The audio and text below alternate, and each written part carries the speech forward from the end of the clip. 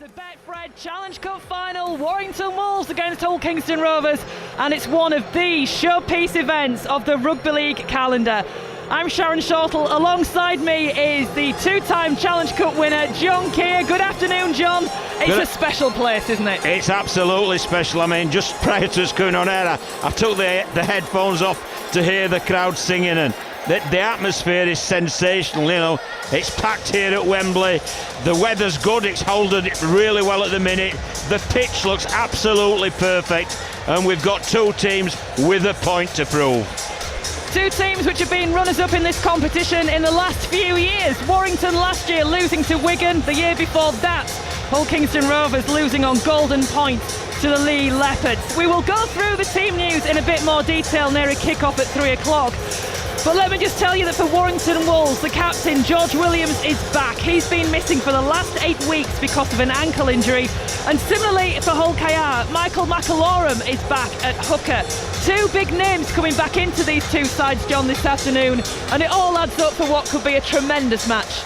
It really does, yeah. It's a bit of a gamble with George Williams. He's weeks ahead of his schedule, and he's absolutely key to Warrington's success. And you look at Mickey McAlorum, who's starting for Hull Kingston Rovers.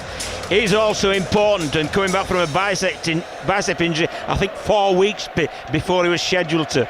But I don't think that's so much of a gamble, because if McAlorum breaks down, Jez Litton's used to playing 75, 80 minutes every game, so they'll handle that with a blink of an eye. If George Williams breaks down, there is trouble for Warrington. Just one real shuffle for Hull KR with the injuries in the centres they've got at the moment. Oliver Gildart out, and obviously Arto Moog, who's been in tremendous form, he's cup-tied. James Batchelor back into the centres, so a change there. And for Warrington, Toby King back from injury in the centres. Yeah, the Toby King thing could be viewed as a gamble as well. But James Batchelor isn't, Sharon. Not one iota of Hull Kingston Rovers. He can play back row, not blink. He can play centre, not blink, and they won't lose anything. And I'm very excited as well to see Jack Broadbent, who won the man of the match in the semi-final for Hull Kingston Rovers, and he's been turning in some sensational performances regardless of where he plays. Well, 10 years after she last sang at Wembley in 2015, the year that husband Danny sadly passed away after suffering a cardiac arrest during a game for Keighley Cougars, Lizzie Jones is just walking out onto the pitch with her children, both proudly wearing Keighley Cougars shirts. And she has got the task this afternoon of singing the traditional cup final hymn, Abide With Me. And she takes to the stage now. Right across the country. And so, with the traditional Challenge Cup anthem, Abide With Me, would you please welcome Lizzie Jones, MBE.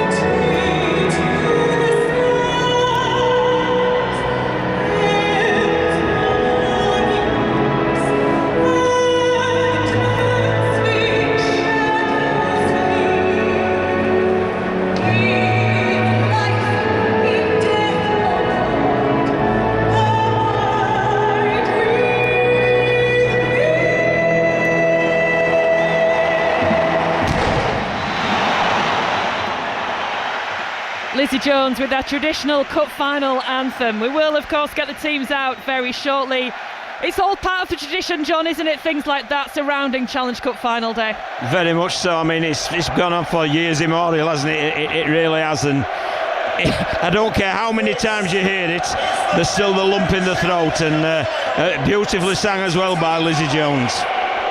We'll hear more from Lizzie Jones ahead of kick-off with the national anthem. But the teams now emerge from the tunnel opposite us. Warrington in their traditional primrose and blue. Hull Kingston Rovers with their traditional red and white. Hull KR come out of the tunnel and wander to the right-hand side, the eastern end where their fans are gathered. Warrington do the same towards their fans in the west. They will line up on the red carpet on the pitch.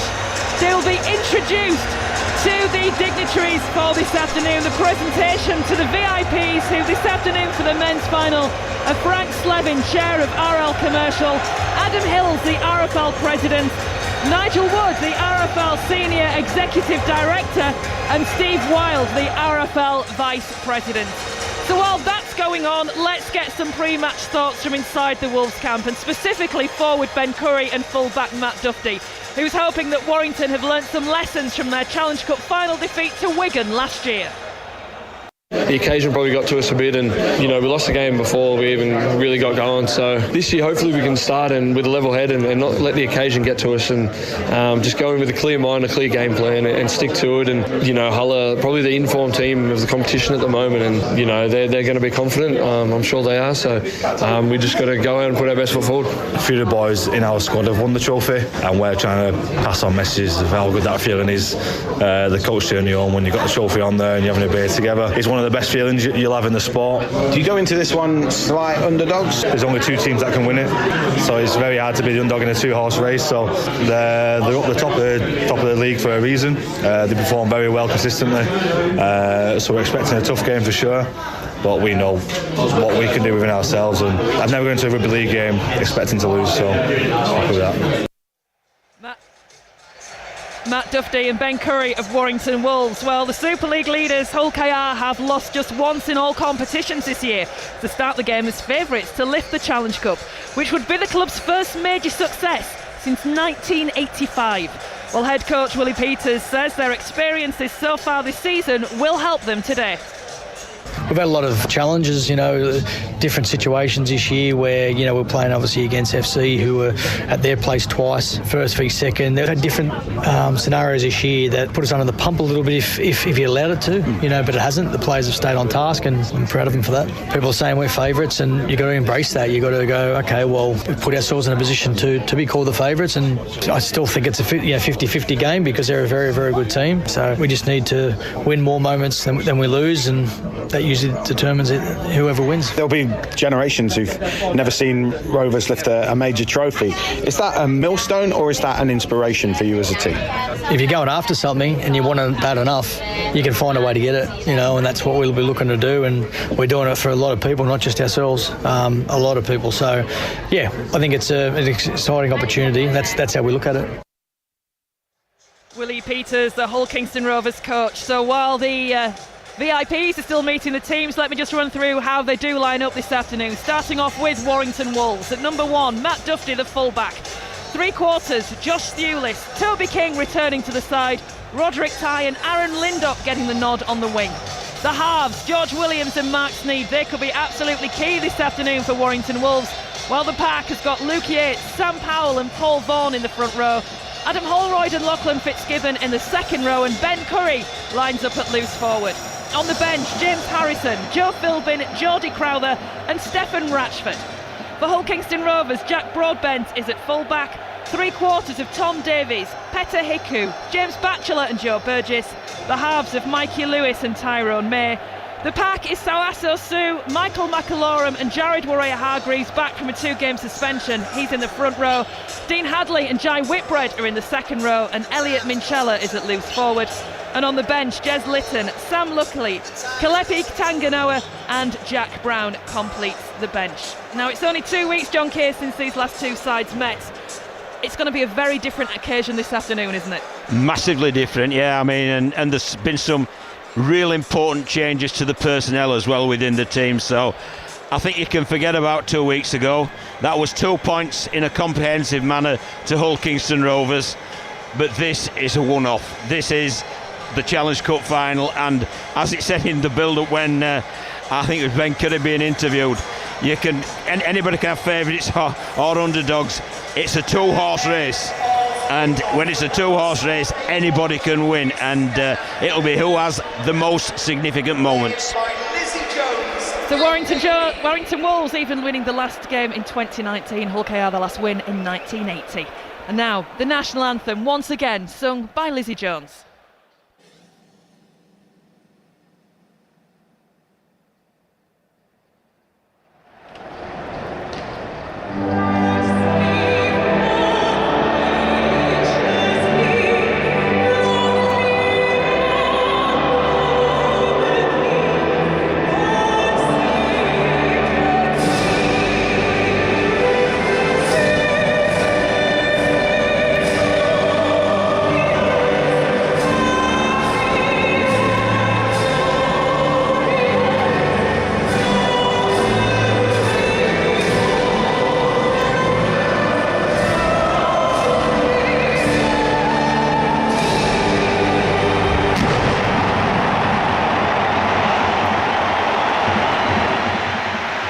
So that's it, the formalities are done. The flags and the band and Lizzie Jones will be cleared from the pitch, and the players will prepare to take their positions for the 2025 Betfred Challenge Cup final, the first piece of silverware available for this season. I'll just briefly go through the teams again, then ahead of kick-off for Warrington, Dufty at fullback. 3/4, Josh Thewlis, Toby King, Roderick Tyne, Aaron Lindop. The halves, George Williams and Mark Sneed. The pack, Luke Yates, Sam Powell, Paul Vaughan, Adam Holroyd, Lachlan Fitzgibbon and Ben Curry. And on the bench, James Harrison, Joe Philbin, Geordie Crowther and Stephen Ratchford. For Hull KR, Jack Broadbent at full-back. At 3/4 of Tom Davis, Peter Hiku, James Batchelor and Joe Burgess. The halves of Mikey Lewis, the man of steel, alongside Tyrone May. And in the pack, Tawaso Su, Michael McAlorum, Jared Warrea-Hargreaves, Dean Hadley, Jai Whitbread and Elliot Minchella, the captain. On the bench, Jez Litton, Sam Luckley, Kalepi Tanganoa and Jack Brown. We're just seeing the teams out on the pitch, just running through some final warm-up exercises. They have to stand for so long after coming out of that tunnel, John. There's no wonder they're just finalising things. No, they're just getting the muscles going once again after the dignities, the national anthem, which are rightly observed in a very respectable manner.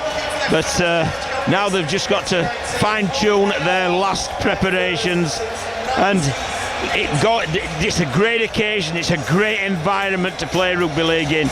But once that ball's on the centre spot, once that ball is kicked off, it's a piece of grass. It's a rugby league field, 100 metres by 68, 6 metre in goals, and it's something that they've done hundreds of times before. Liam Moore, your referee this afternoon. The video referee is Jack Smith, and the noise levels have risen. And all that's happened is Hull KR have got into position. Yeah. We're not even ready with Warrington yet. Well, what a following this Hull Kingston Rovers. I mean, I've been stood leaning over the top here, and there must be 20,000 plus, bedecked in red and white. It's a great sight. I mean, there's a fair few primrose and blue for the Wolves, but my word, this to our right is absolutely sensational. Well, when they won the Cup in 1980, it was a derby against Hull. There was a sign on the A63 out of the city saying the last one out, turn off the lights. I think East Hull is empty this afternoon. Yeah. As Warrington kick off, and we are underway in the 2025 Challenge Cup final. Hull KR with the first set of the game, and it's Tawaso Su who is met by a wall of primrose and blue, and they do a great job on the first tackle of the set. Yeah, well, the intent's there, isn't it, from the Wolves? It was a deep kick-off, 4 men in the tackle, catching, holding and driving the Rovers player back. Already they're just 10 metres from their own line, Hull Kingston Rovers, and this is very, very aggressive defence. Jared Warrea-Hargreaves brought down just outside his own 10, and Hull KR look to move the ball away to the right-hand side. Petter Hiku will get to his feet on his own 20. There are some incredible, intriguing battles that will be going on between these two teams this afternoon, particularly thinking in the halves as Hull KR get to the last of the set, and one of those men, Mikey Lewis, wearing the number 6, proudly worn by Roger Millward, who of course graced many a big stage for Hull KR. He kicks downfield, it's taken by Warrington, and they get their first touch of the ball inside their own 40. Well, that first set psychologically was one for the Wolves, because they made Hull Kingston Rovers kick from deep inside their own half, round about the 30-metre mark. They caught the ball on the full, and now already on tackle 3 they're into the Hull Kingston Rovers half. Toby King with the possession, back from a groin injury to play on the biggest stage, or one of the biggest stages in rugby league. Warrington just inside the Hull KR 40. Curry with ball in hand, moving it away to George Williams. Nice pass out the back door to Dufty, who can't get it away cleanly. It's allowed to bounce before Thewlis picks it up. And this will be the last of the set, just outside the Hull Kingston Rovers 30. The ball goes back to Sneed, who puts the kick up high in the air. Still a little bit of smoke from the pyrotechnics hanging around, taken cleanly by Broadbent, but what a wonderful chase from Warrington Wolves. Yeah, it was really good, the end of set there from Sneed, and what a great chase from Ben Curry.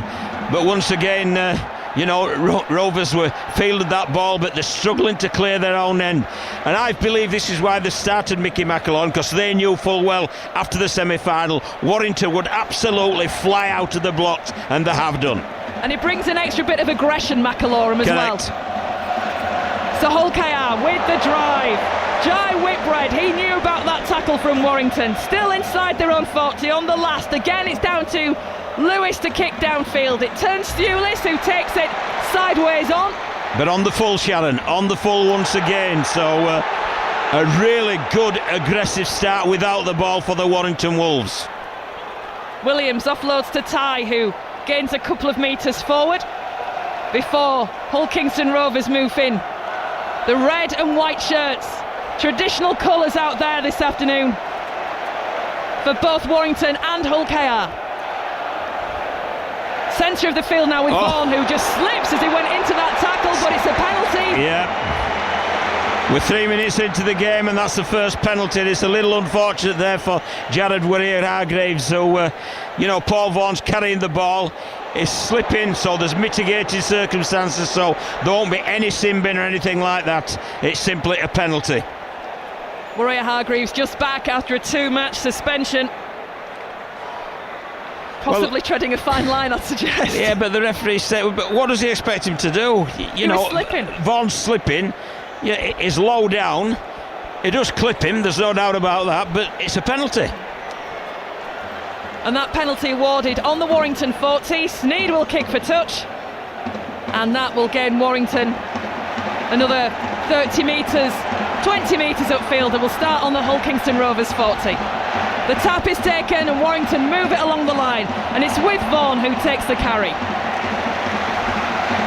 Powell goes to acting half. Eventually. Interestingly though as well, Sharon, they moved the ball straight away, did the Wolves. They're not taking it tight round the ruck. Looking to give it air. They say they've learnt lessons from their defeat last year by Wigan when they were beaten by 18 points to 8. And Sam Burgess looking for his first silverware as Warrington Wolves coach this afternoon. Powell at acting half. Warrington 30 metres out from the Hull Kingston Rovers line. Centre of the field with Sneed, who swings it away to Williams. He brings in Dufty, who's got support from Ty, who tries to offload again on the right hand side to Thewlis. Thewlis can't take the pass, and it goes into touch. I'll tell you what, that was outstanding defence from Hull Kingston Rovers. There was great shape down the right hand side. It was a big shift. But all the time this Rovers defence were just mapping out next man, until ultimately Thewlis just ran out of space and Burgess happily just watched the ball go over the sideline. So a great piece of defence there from Hull Kingston Rovers, and that was the first real threat from that penalty. And twice now Warrington have looked to ship that ball down the right hand side as well. Just wonder if they're seeing something down there, just looking at whose side it is. It's Burgess and Batchelor down there. I think they're looking at Mikey Lewis. I think they're going to make Mikey Lewis do plenty of tackling. Well, that was going to be one of the battles I was about to mention a few minutes ago in the house between Mikey Lewis and George Williams, two of the standoffs, the England captain and the man of steel. It's always an intriguing battle when they come up against each other. It really is, and I don't think it's just that. I think you throw Sneed in there as well, because great defence from Warrington. Half forced the header, but Hull Kingston Rovers got away with it. But because Mark Sneed twice has won the man of the match in previous appearances. Well, I think 6 minutes gone, still 0-0, but if we give him points for who's had an advantage so far, I think it's Warrington that will take it in these opening stages. And it's Rovers who play the ball just outside their own 30 and try and drive upfield. This is the last of the set. Warrington have done a decent job here in defence, again forcing Lewis to kick from inside his own 40. And he gets that kick away. It's got depth and it's got height, and it's taken again on the full by Pulis. Yeah, it was a good kick to say the pressure is under. Ben Curry really working very, very hard from the inside to pressure Mikey Lewis. Ty again with the carry inside the Warrington 20. Hull Kingston Rovers throwing bodies in around there. The team top of Super League, having lost just one game so far this season, Hull Kingston Rovers, against a Warrington side who have been hit by injuries, but much stronger looking this afternoon. And in a cup final, John, form just goes completely out of the window. It does, but this is more like the Hull Kingston Rovers we're used to seeing. This has been a brutal defensive set, it really has.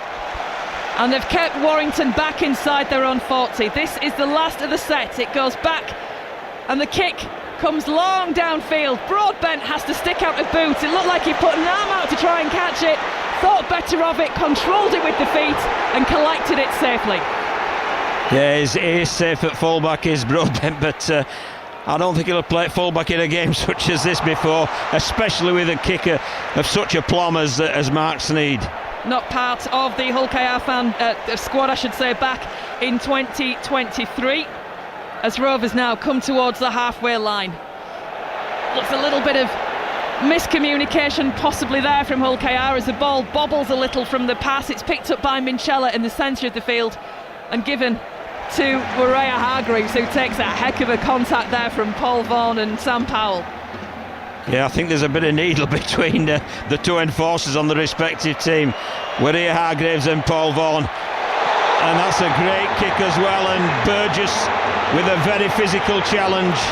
The long kick downfield from Mikey Lewis, and Joe Burgess shot downfield onto Pulis as Pulis took that ball, and it looks like Burgess's challenge has conceded a penalty for Rovers. I think he's unfortunate there, because as Pulis feels the ball, Sharon, he starts and turns and goes towards the ground, and that's why it's a high tackle.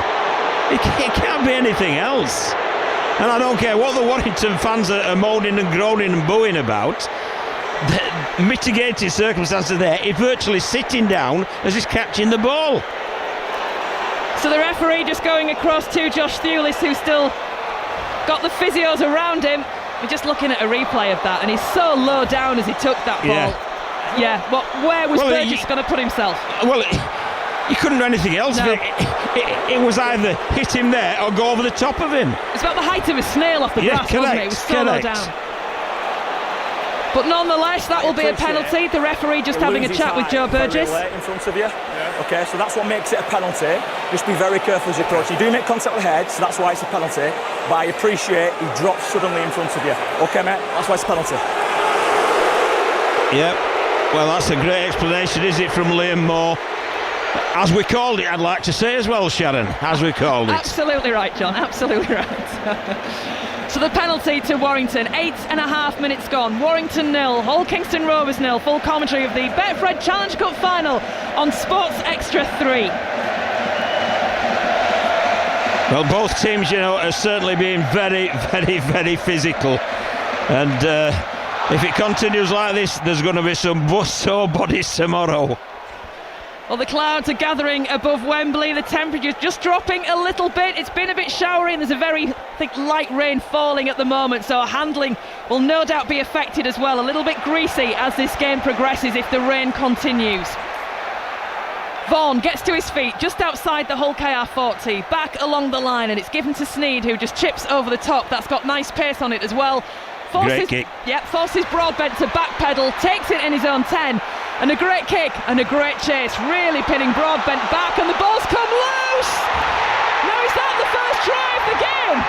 If it is, it's gone to Adam Holroyd of Warrington Wolves, but referee Liam Moore is sending this up to the video referee Jack Smith to make the call. He's giving the decision on the field of no try. We will hear what Jack Smith has to say about this one.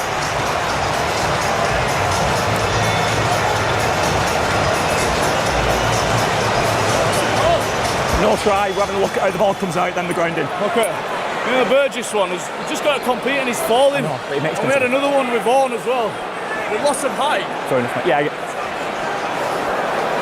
Well, Elliot Minchella making it. But no try on field, let's run this through to the collision. Thin contact there. We might need something tighter up to see how this ball comes out. Something tight up on maybe Roderick Ty, I think it is. He's in possession going into the tackle. Still in possession. Still in possession now. And we lose sight of the ball there. It comes back on now. There's Roderick Ty's hand. Let's go back on this angle, please. This angle. Tight in on this, please. He's still in possession at this point. You can see the Hull KR hand on it. Still in possession. Still in possession. And you can see Roderick Ty's hand flick and he steals the ball. Thank you, I've made my decision. Cheers, Jack. So the question there was how the ball came out from that tackle. And it looks like it will be a no try, just waiting for the decision to be confirmed in the stadium on the big screen. And the cheers you can hear come from the Hull KR fans. No try is given. It remains 0-0, John. Good refereeing. That was really good refereeing, sending it up there as a no try. And it certainly was, as we were fortunate enough to look in great detail at Roderick Ty's involvement. A definite reef, and there were 3 men in the tackle, so it's a ball steal and a penalty to Hull Kingston Rovers. So play restarts just inside the Rovers 40. Some ferocious defence from Warrington Wolves. Luke Yates, who was on the losing side in the Challenge Cup final a few years back now, 2021 for Huddersfield Giants. He'll be hoping to put things right today in a Warrington shirt. Well, they've certainly come out in a very physical manner, but you know, can they keep this up for 80 minutes? Because my word, it's intense. Whitbread plays the ball on the halfway line for Rovers as Hull KR try and find a few metres further forward. They get the few more metres and play the ball on the 40. Minchella now, centre of the field, along the line to May. He brings in Hadley, who curls around towards that defensive line before the tackle is made. This is the last of the set. It goes towards the left-hand side to Mikey Lewis, who puts a high ball up. Plenty of yellow and blue shirts around it. Also Tyrone May, but in the end, it's Matt Dufty who gets beneath it and takes that possession. And pressure there from Hull KR with that kick. Yeah, it's a great call that you made there, Shannon. Tyrone May, that's one of his pet plays. When Lewis kicks down the left-hand side, he comes right over from the right to challenge. And Hull Kingston Rovers are restricting the yards now from Warrington Wolves. And the Wolves in possession, just breaking outside their 10-metre area. The ball's played to Powell. Along the line, defence comes in, closes down any opportunity of gaps. So Powell again takes his place at Acton half, and it goes back at once more to Sneed, who puts the kick up. Broadbent waits an age for that to drop right into his arms. He turns, faces what's coming towards him and makes it just short of the halfway line. And that's credit to Hull Kingston Rovers there. They've got tackle 2 and already inside the Warrington half, and that's simply because of the energy that they invested in the defensive set earlier. Jared Warrior-Hargreaves played on many a big stage in Australia. This is a pretty big occasion for him this afternoon, the British game, as Mikey Lewis chips over the top of the defence. Oh, pressure on Matt Dufty. Great work from Hull KR. And they're forcing back not only deep into his own in-goal area, but nearly out of play as well. And they force a dropout. Lovely piece of play there from Mikey Lewis. It was tackle 3, so play 4. And he kicked early, which turned Dufty into his own in-goal area. And that's a tremendous chase there from Joe Burgess. So as Dufty receives the ball, he receives Burgess, and he's tackled in his own in-goal. So it's a repeat set for Hull Kingston Rovers. Will Mark Sneed go short for Warrington? 12 minutes played, still 0-0 in this Challenge Cup final. Stadium. The drop out from underneath the post. It's sort of fair to middling, and that's a beauty. Just finds touch. Great kick. And it finds touch, just gets around Mikey Lewis, who tries to stop it, but the curl on that kick was incredible. Great kick. Everybody, as I was expecting a short drop out, and Warrington challenging for the ball 50-50, and Hull Kingston Rovers had adjusted their shape, but by doing that, they'd left a gap on the sideline, and absolutely he nailed that. And he put, it was like a banana, wasn't it, how it bent? And Mikey Lewis valiantly tried to stop it, but he jumps from outside the field of play, so it's in touch. Great piece of touch judging there by the officials. I think it was Richard Thompson, and Warrington got the ball back after having to drop out from under their own posts. And they will start play just outside of the 40. Paul Vaughan in the centre of the field. Another one of quite a few of the Warrington players who featured here last year. They know what it's all about in a Challenge Cup final. Not so many remaining in Hull KR's team from the one which was beaten back in 2023 in that incredible final that year with the Golden Point drop goal from Lachlan Lamb for Lee Leopards. But Warrington on a roll now, with George Williams really injected a bit of pace into the play before being caught by Mikey Lewis. And now it's played to Powell at Acton half. Centre of the field again with Sneed, who lays off a little pass to try and bring Luke Yates through. This is the last of the set. The arm is raised by referee Liam Moore. Warrington goes short. Williams with the kick over the top. Inside their own 10, Hull KR get possession back. Burgess leaps and takes the kick. Yeah, they defended that really well, and that little short side kick into the corner. They've laid the cards on the table, Warrington. They're going to kick the ball into corners, and they're going to challenge Hull Kingston Rovers to clear their own end consistently.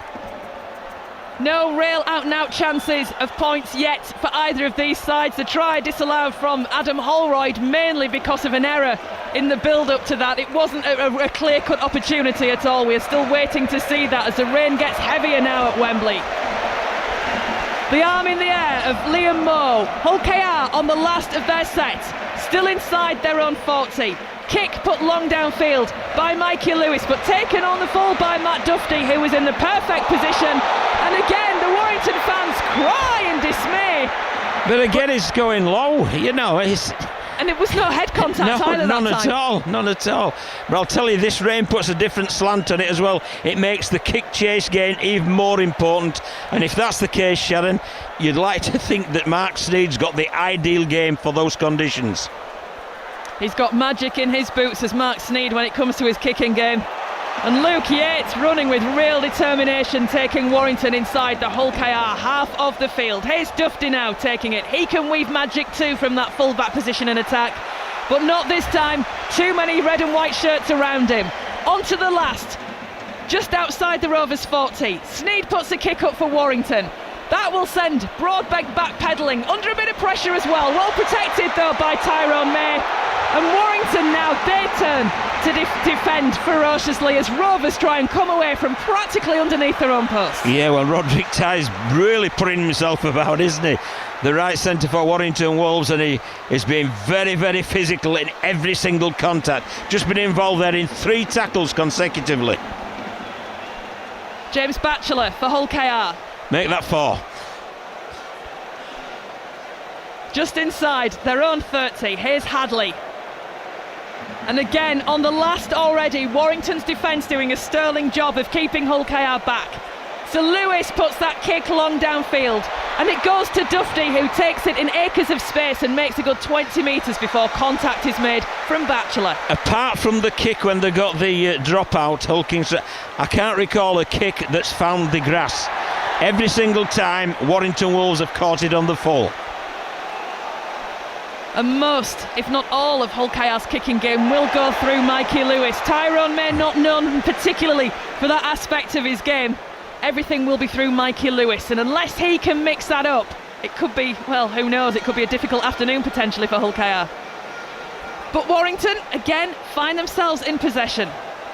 And they ship it out towards Lachlan Fitzgibbon, who spins as he hits that defensive line, taking play to just inside the Rovers half of the field.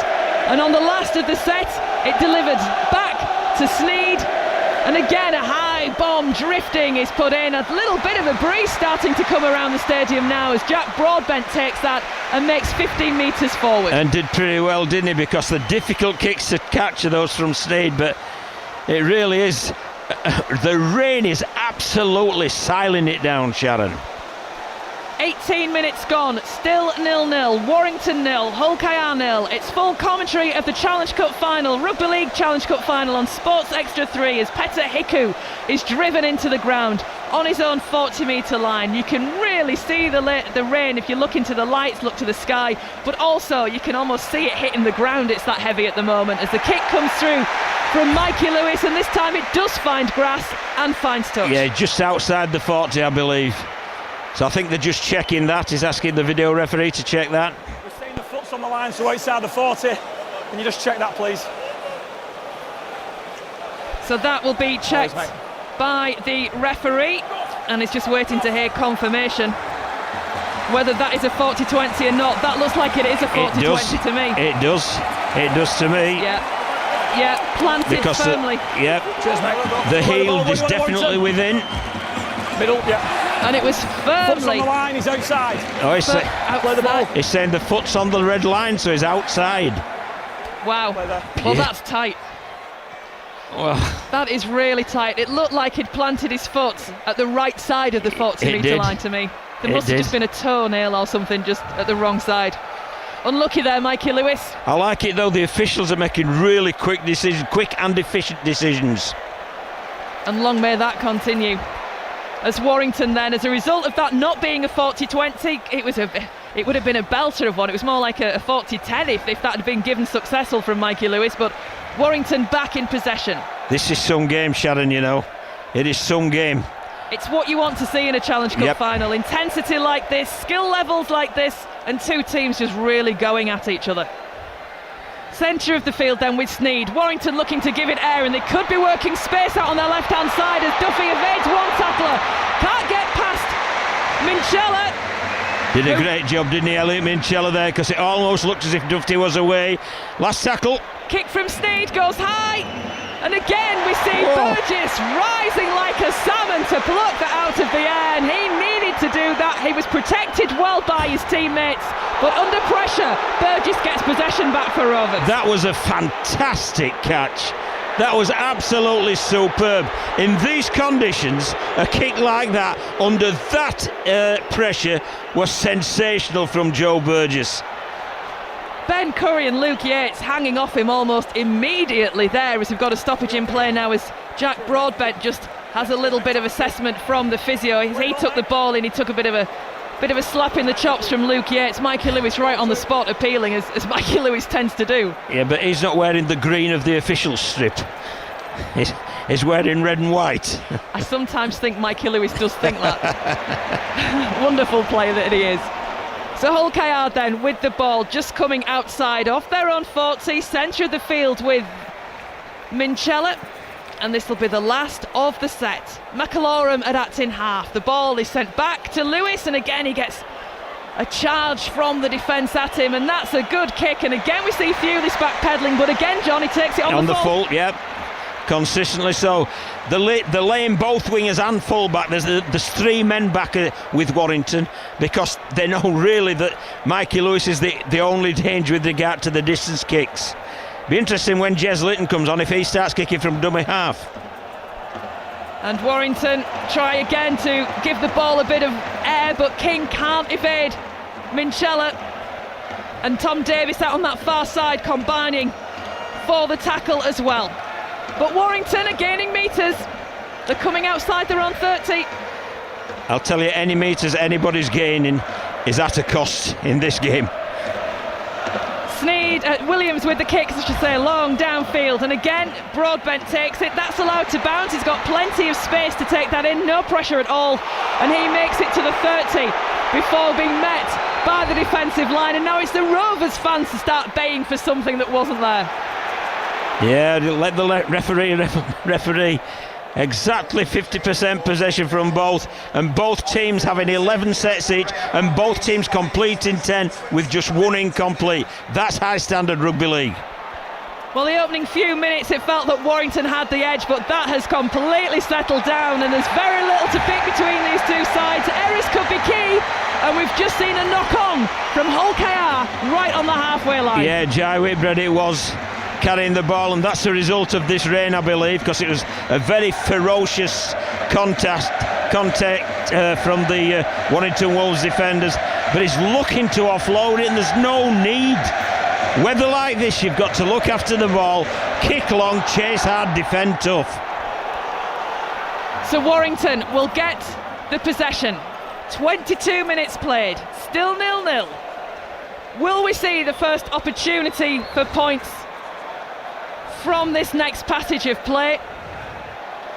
Warrington have come closer territorially, even if the chance hasn't been there. It takes some breaking down. There's this Rovers defence, so it's a really good defence. An error there by Dufty, and it's turned over for the Hull Kingston Rovers side to play the ball 38 metres from the Warrington goal line. Nobody near Dufty, he just couldn't take it. It rolled around his hip and he just dropped it, giving Hull KR an opportunity. So will it be Rovers to get the first points of this final? Drive coming through from Kalepi Tanganoa on from the bench, taking play to 20 metres out from the line. McAlorum away towards the right hand side to Minchella, keeps it moving to May, who's got support. But Warrington move up in numbers, complete the tackle, and Broadbent is brought down 10 metres out. Yeah, Hadley's gone into the middle and Kalepi Tanganoa's come down this left hand side, and my word, he is a handful. Mikey Lewis with ball in hand, skips towards the line. He is hit hard by Warrington, and it's hard and high, and it's a penalty to Rovers. 2 points. They'll go for 2 points here.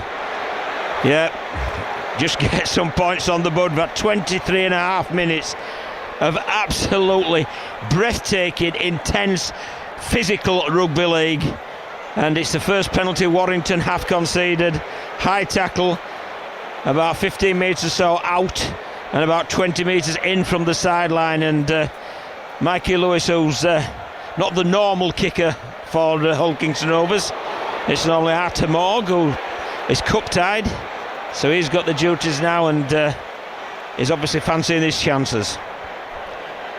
Well, Lewis has basically had the kicking duties, hasn't he, in the Challenge Cup run this season because of Arto Morg being cup-tied. He featured for Catalan's Dragons in an earlier round before he switched across to East Hull a little earlier this season. So an opportunity for Mikey Lewis, who just wipes himself down with a towel. It will not be sweat, it will be the fact we've had that torrential downpour which is now cleared, and the skies are looking a lot brighter. There was actually a weather warning for thunder in this area of North London for this afternoon. I thought somebody turned the lights off, to tell you the truth, it was that dark, but now a bit of normality is back. And the standard was still so good, wasn't it, despite that downpour? Yeah, very few handling mistakes other than that one really we saw from Kalepi Tanganoa. I've no idea what happened with Matt Dufty with the handling error he made to set Rovers up basically in this position. Just dropped it with no one near him. But Mikey Lewis with an attempt of the penalty, kicking towards the end where the Warrington Wolves fans are.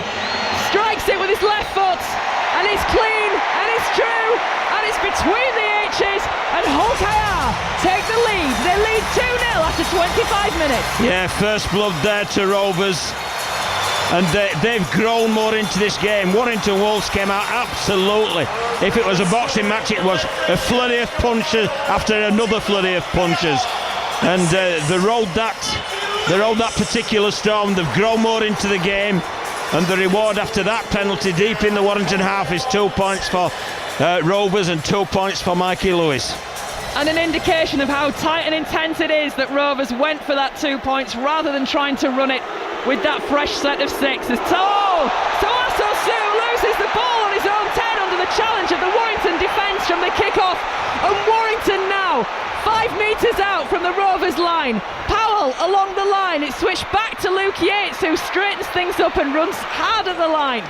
Rovers are there. They make the contact with the tackle, but what an error from Soaso Su. How costly could this be for Hull KR as Mark Sneed hesitates and Rovers take no chances, and Hadley is in there and brings him down. Yeah, Dean the machinery.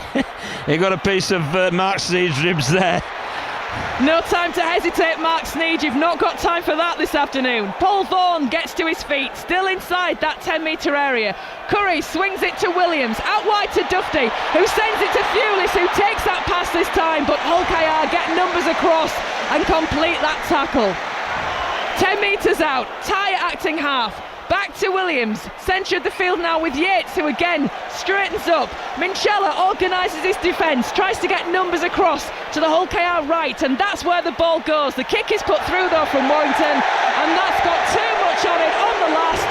The ball goes dead, and it's a 7-tackle set for Rovers. Well, what a magnificent defensive set that was for Hull Kingston Rovers.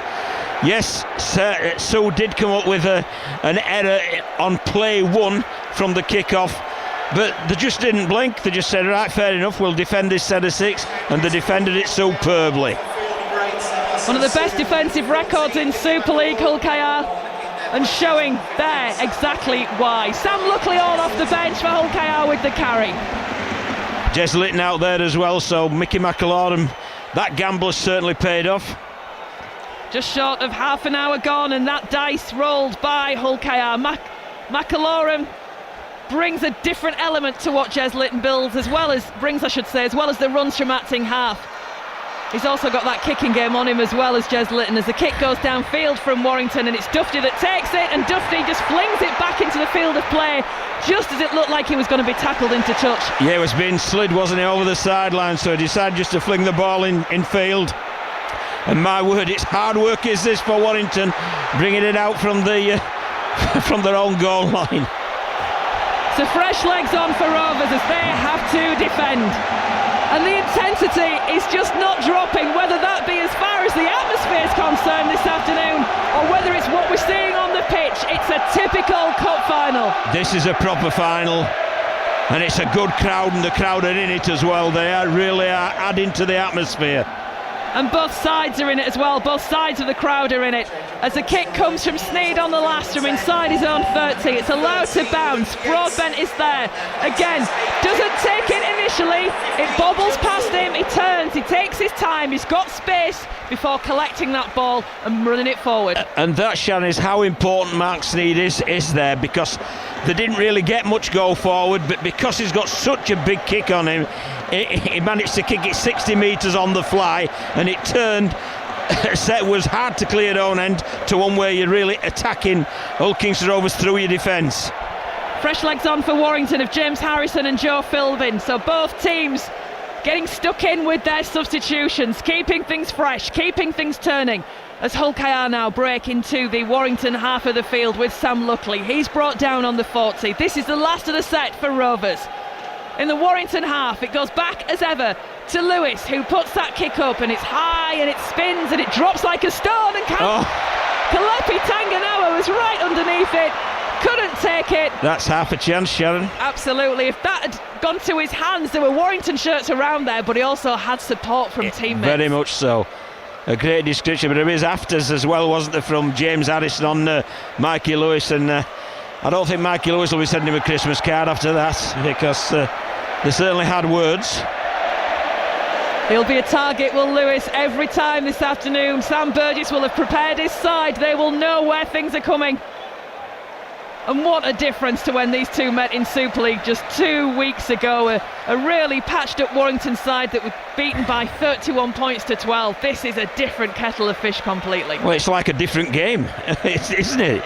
And I don't mean from date to date. I mean with regards to the intensity and the aggression and the physicality. The ball's played by Harrison, and it's moved out to Dufty in the centre of the field. Whitbread has a go at him, and the ball shipped out towards the right hand side. Half a gap there on the far side for Lindop, but pressure is there from Rovers as he tries to kick the ball forward, and Hull KR collect and take that possession. Good refereeing that as well, because Lindop, after he kicked it, he took to the ground of a little challenge of a Hull Kingston Rovers players, but he had no chance of claiming that ball. So the referee quite rightly allowed Broadbent to play on. Batchelor now with the carry for Hull KR. Hits the line with his back turned towards him and pushes his way for a few extra metres. Tanganoa taking play to just inside the Warrington half of the field. Lytton takes his place at Acton half, and eventually it's played, and a quick play the ball ultimately as well. Once he was to his feet, it was soon in the hands of Jez Lytton, and now it's Hadley brought down 30 metres away from the line. The last of the set indicated by Liam Moore. Tyrone May with the kick. He puts it up this time instead of Mikey Lewis, but again it's taken cleanly and well under pressure by Matt Dufty. My word, this is some game. It's brutal, isn't it? It's absolutely brutal. That's a great description, Sharon.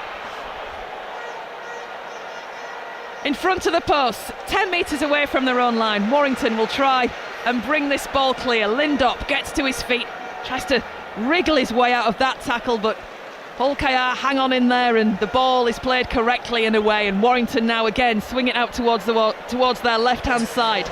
Still inside their own 30, onto the last of the set.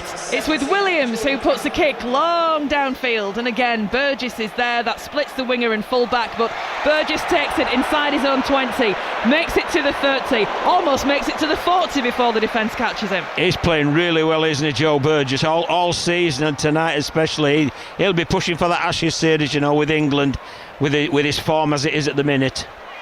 Now an interesting substitution for Warrington. Sam Powell has gone off. Jordy Crowther has come on. He's recovered from an ankle problem, and Crowther, who is better known just as a forward, has been playing hooker these last few weeks. Now that for me will lose something for Warrington. Correct. With Powell just going off. As very, very astute. Yes, he's not quite as quick and as accurate with his service. So I agree with you totally there, but you can't stay in that middle channel for a long period of time in a game like this. Hull KR move the ball away towards the left.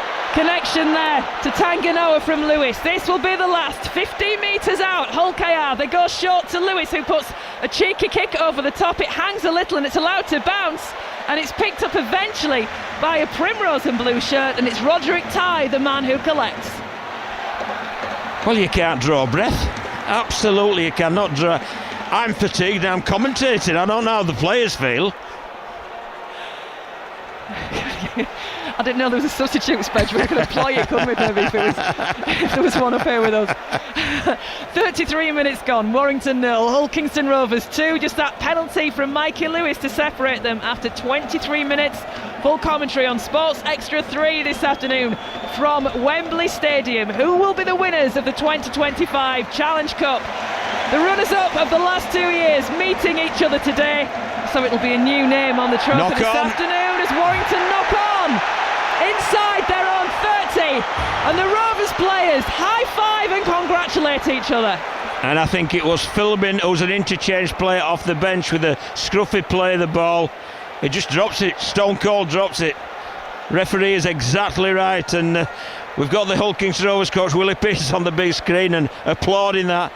He knows that this relentless physicality has forced that error.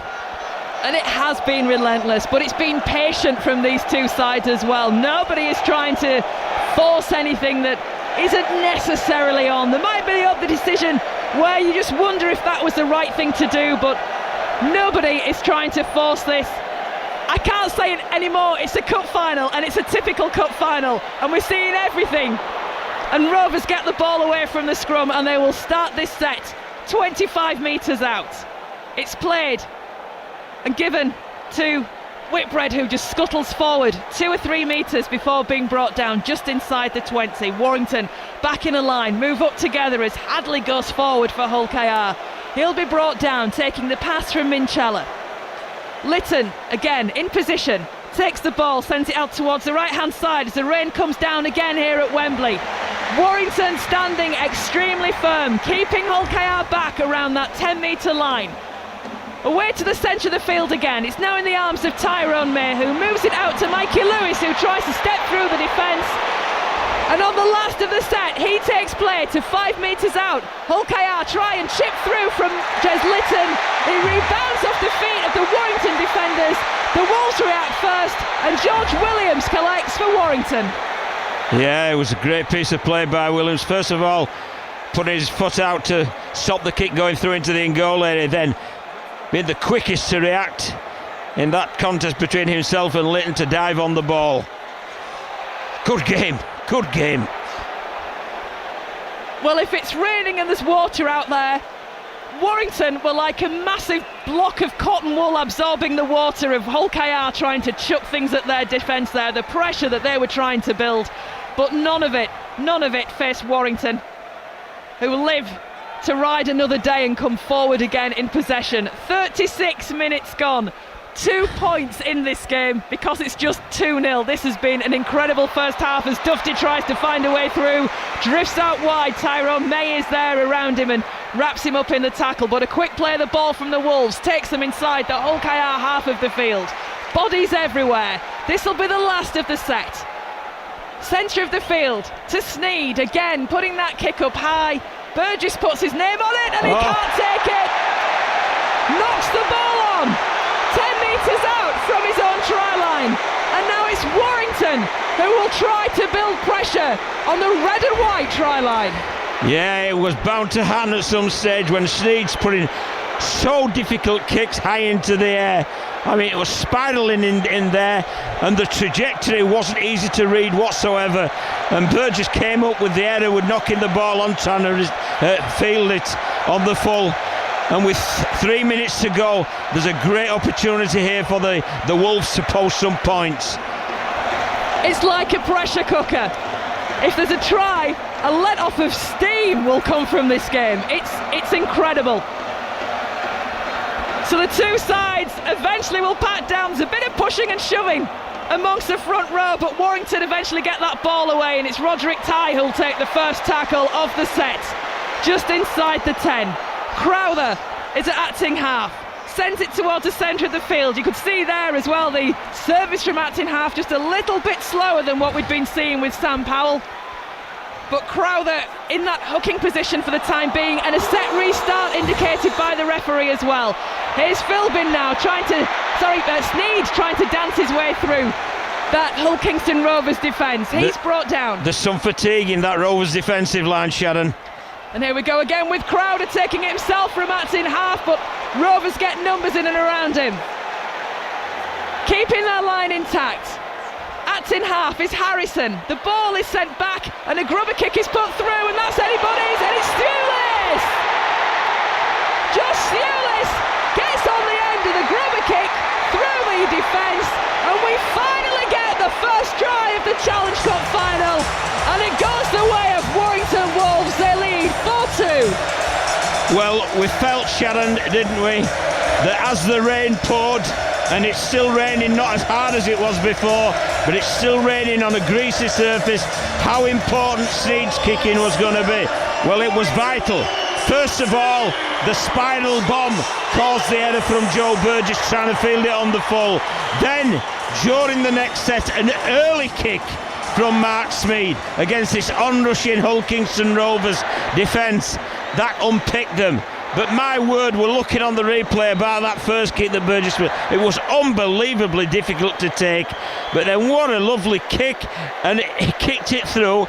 And I think it was Jez Litton who played at the ball to stop it going through. And as it ricocheted off, it was the perfect ricochet for Thewlis to pick up right on the right wing. So sometimes you need a bit of luck. Warrington have had that bit of luck, and the 4 points to 2 in front through Josh Thewlis.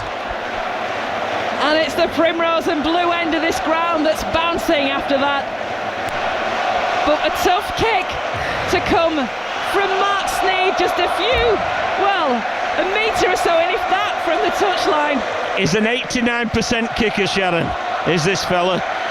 This fella can kick goals for thought, and it might be the most difficult kick on the ground because it's right by the sideline, but it is at his favourite side, being a left-footed kicker, the right side.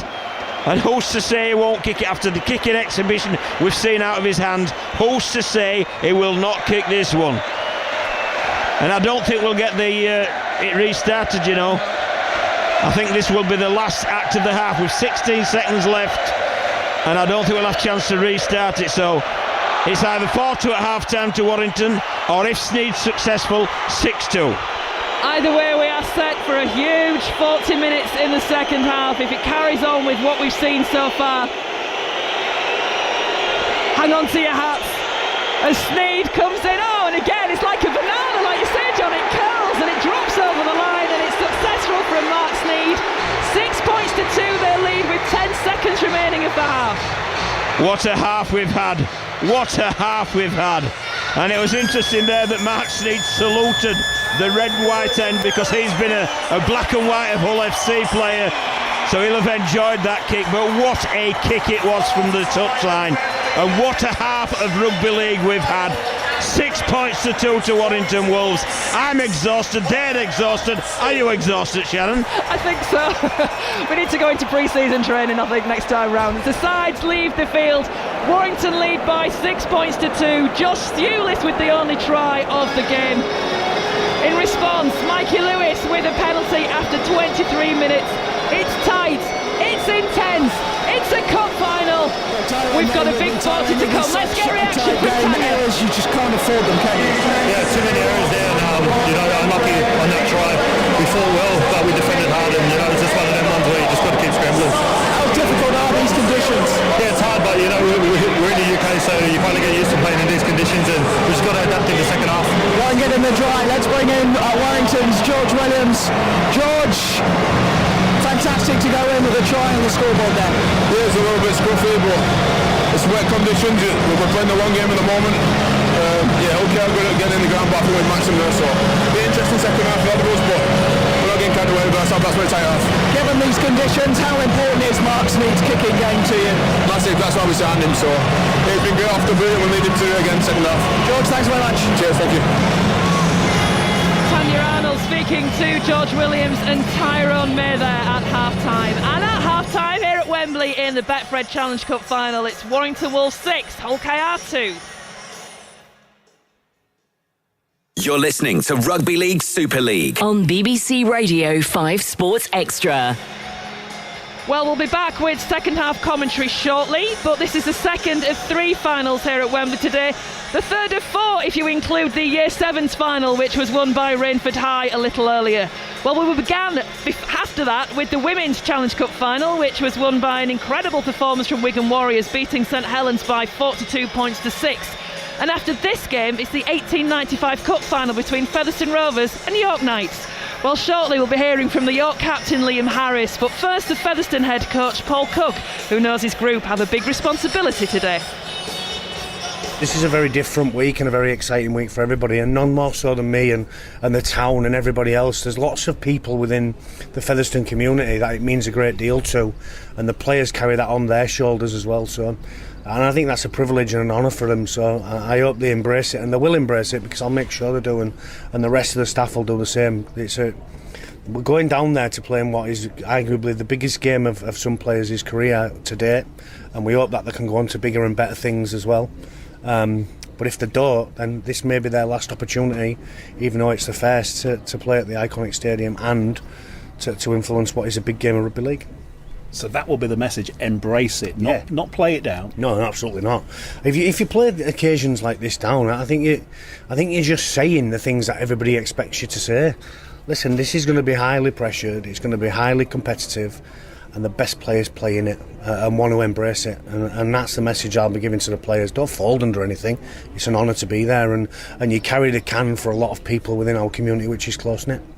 I know you've spoken before about that regret of not playing at Wembley. Where does your love of Wembley come from? It comes from watching the Challenge Cup final throughout my teens, my youth and my teens. I was down at Wembley when Leeds played Wigan in the 90s. I spent a day on the bus down and back with my brother, and I was in my teens then, and I watched Leeds play Wigan, and I always wanted to play at Wembley, and I wanted to win a Challenge Cup at Wembley and to climb them iconic stairs. And whilst nothing can take away 05 and all of that, this is a very special place that I have a real affection for. So the players will understand what it means to me, and I'm sure that they'll understand what I want from them, because ultimately this game's about them. It's not about anything else other than the players that take the field and win a game of rugby league. And what is it specifically about Wembley? Is it the stadium? Is it the atmosphere? Is it the noise? The prize on offer? All of it. The prestige of playing there, to play at the iconic Wembley. For me, there's no better place in the country to play rugby league. It's as simple as that. And I, for one, would love to be going out there. If I could have my time over again, I'd go out in the biggest games, and Wembley would be the stadium that you want to play at. So I want the players to be aware of that.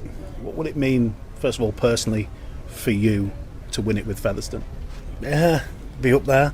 He'd be up there with my win in the Challenge Cup. He'd be up there with taking over a group that 10 weeks ago I think was in a pretty bad spot.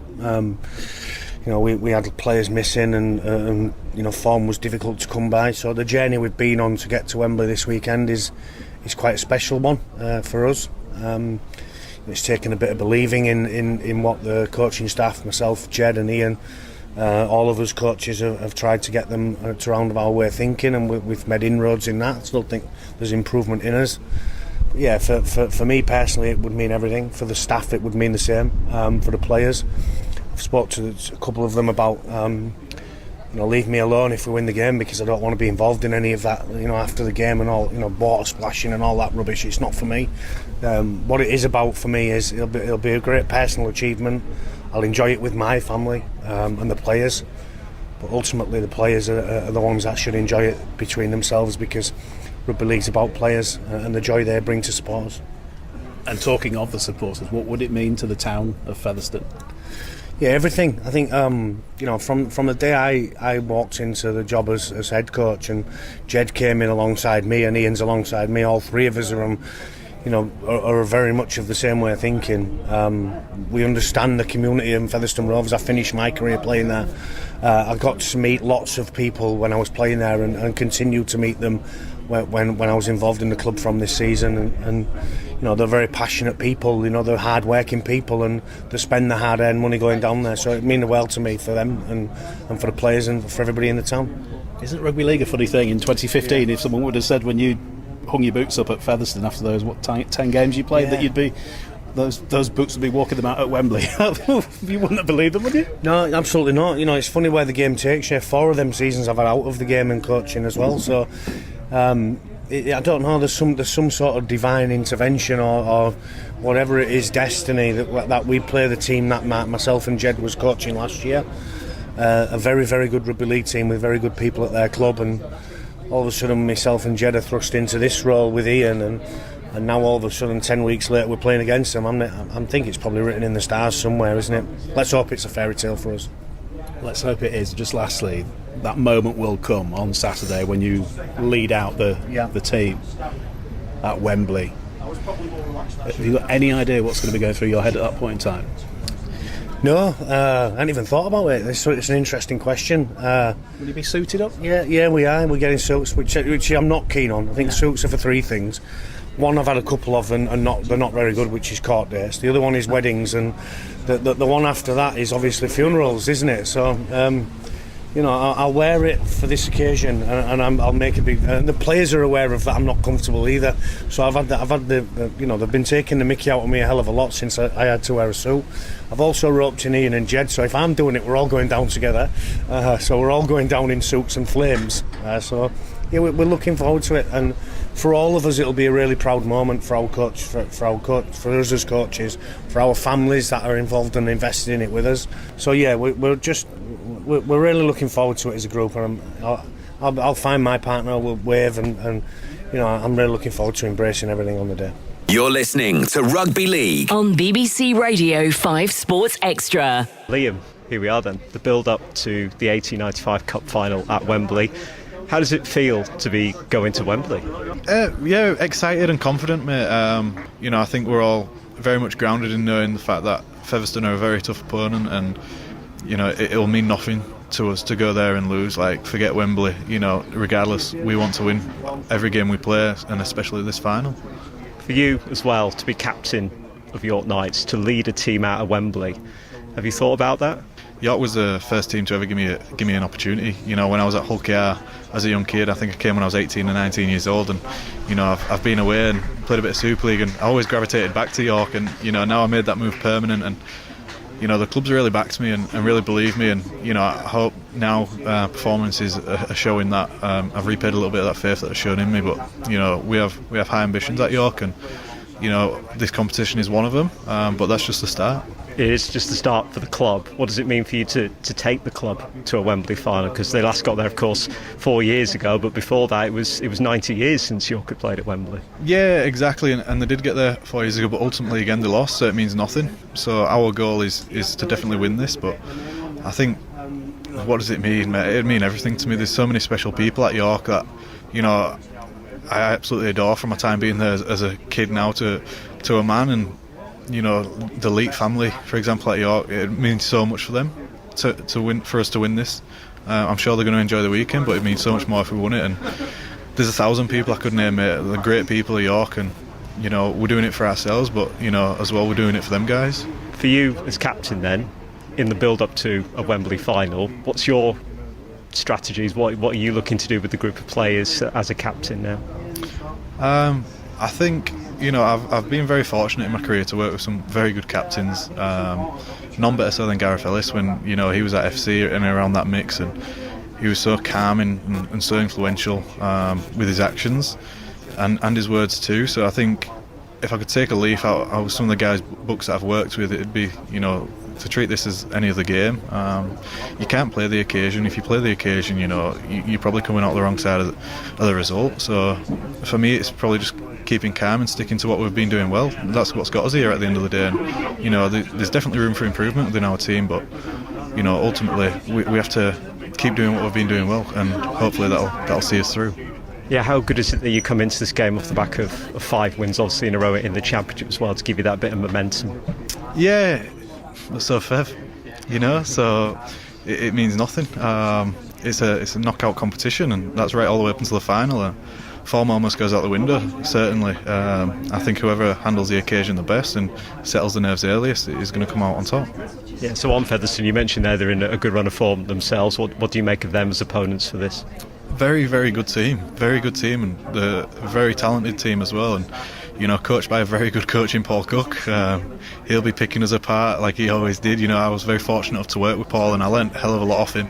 Fantastic attacking coach. So it's definitely a big challenge, mate, but I'm also very confident in our group. I'm very confident in our coaching staff, and, you know, I believe that if we perform how we believe we can perform, we'll get the job done.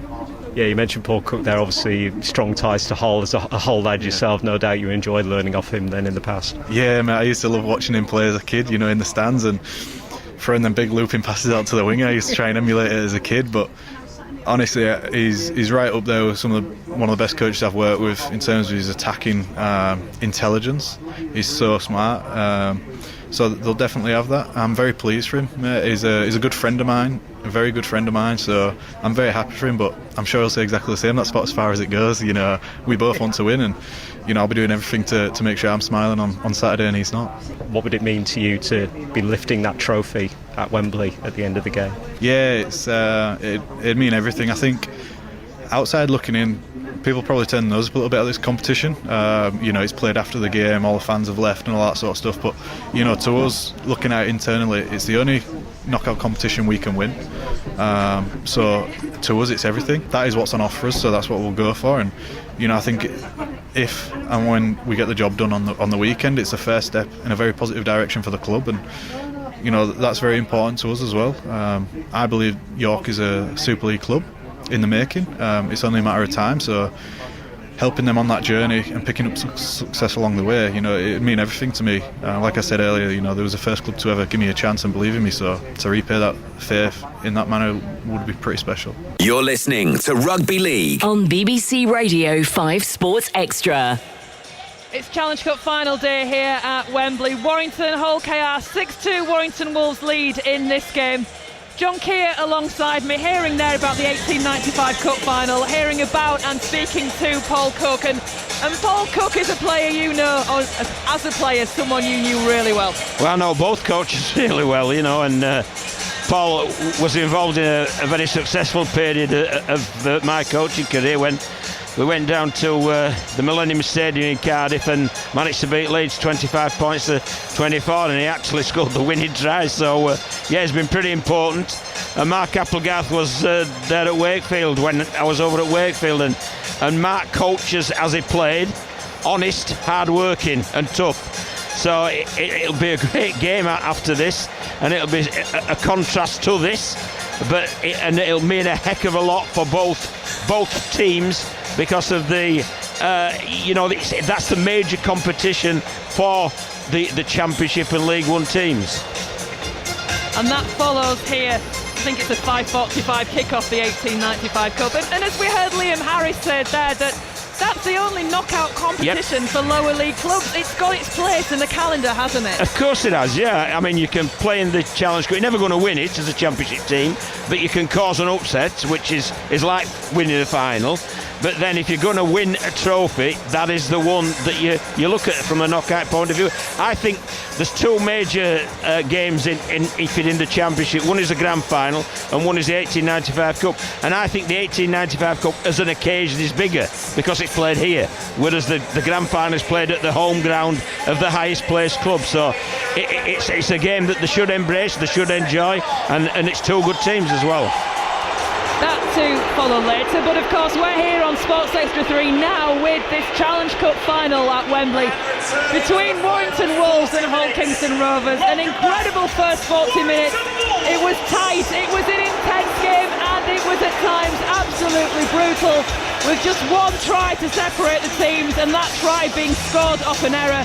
Josh Hewlett, the man to capitalise for Warrington Wolves, and Mark Sneed adding a goal to just give them the edge at half-time after just that penalty from Mikey Lewis, who incidentally was part of York Knights side back in 2021 when they were beaten by Featherstone Rovers in the 1895 Cup final. So he's walked this Wembley turf a couple of times already with that appearance for Rovers back in 2023 and that defeat by Lee as well. But plenty to play for in this second half, and it might be Warrington ahead now, John Keir, but it is still too close to call, this one. Oh yeah, there's a full half of rugby league, 40 minutes, and there's one score in it basically. So strap down, hold your hats, and let's go. And we're off, we're underway. Warrington Wolves receive the ball for the first set of this second half, and Hull KR coming now with the tackle.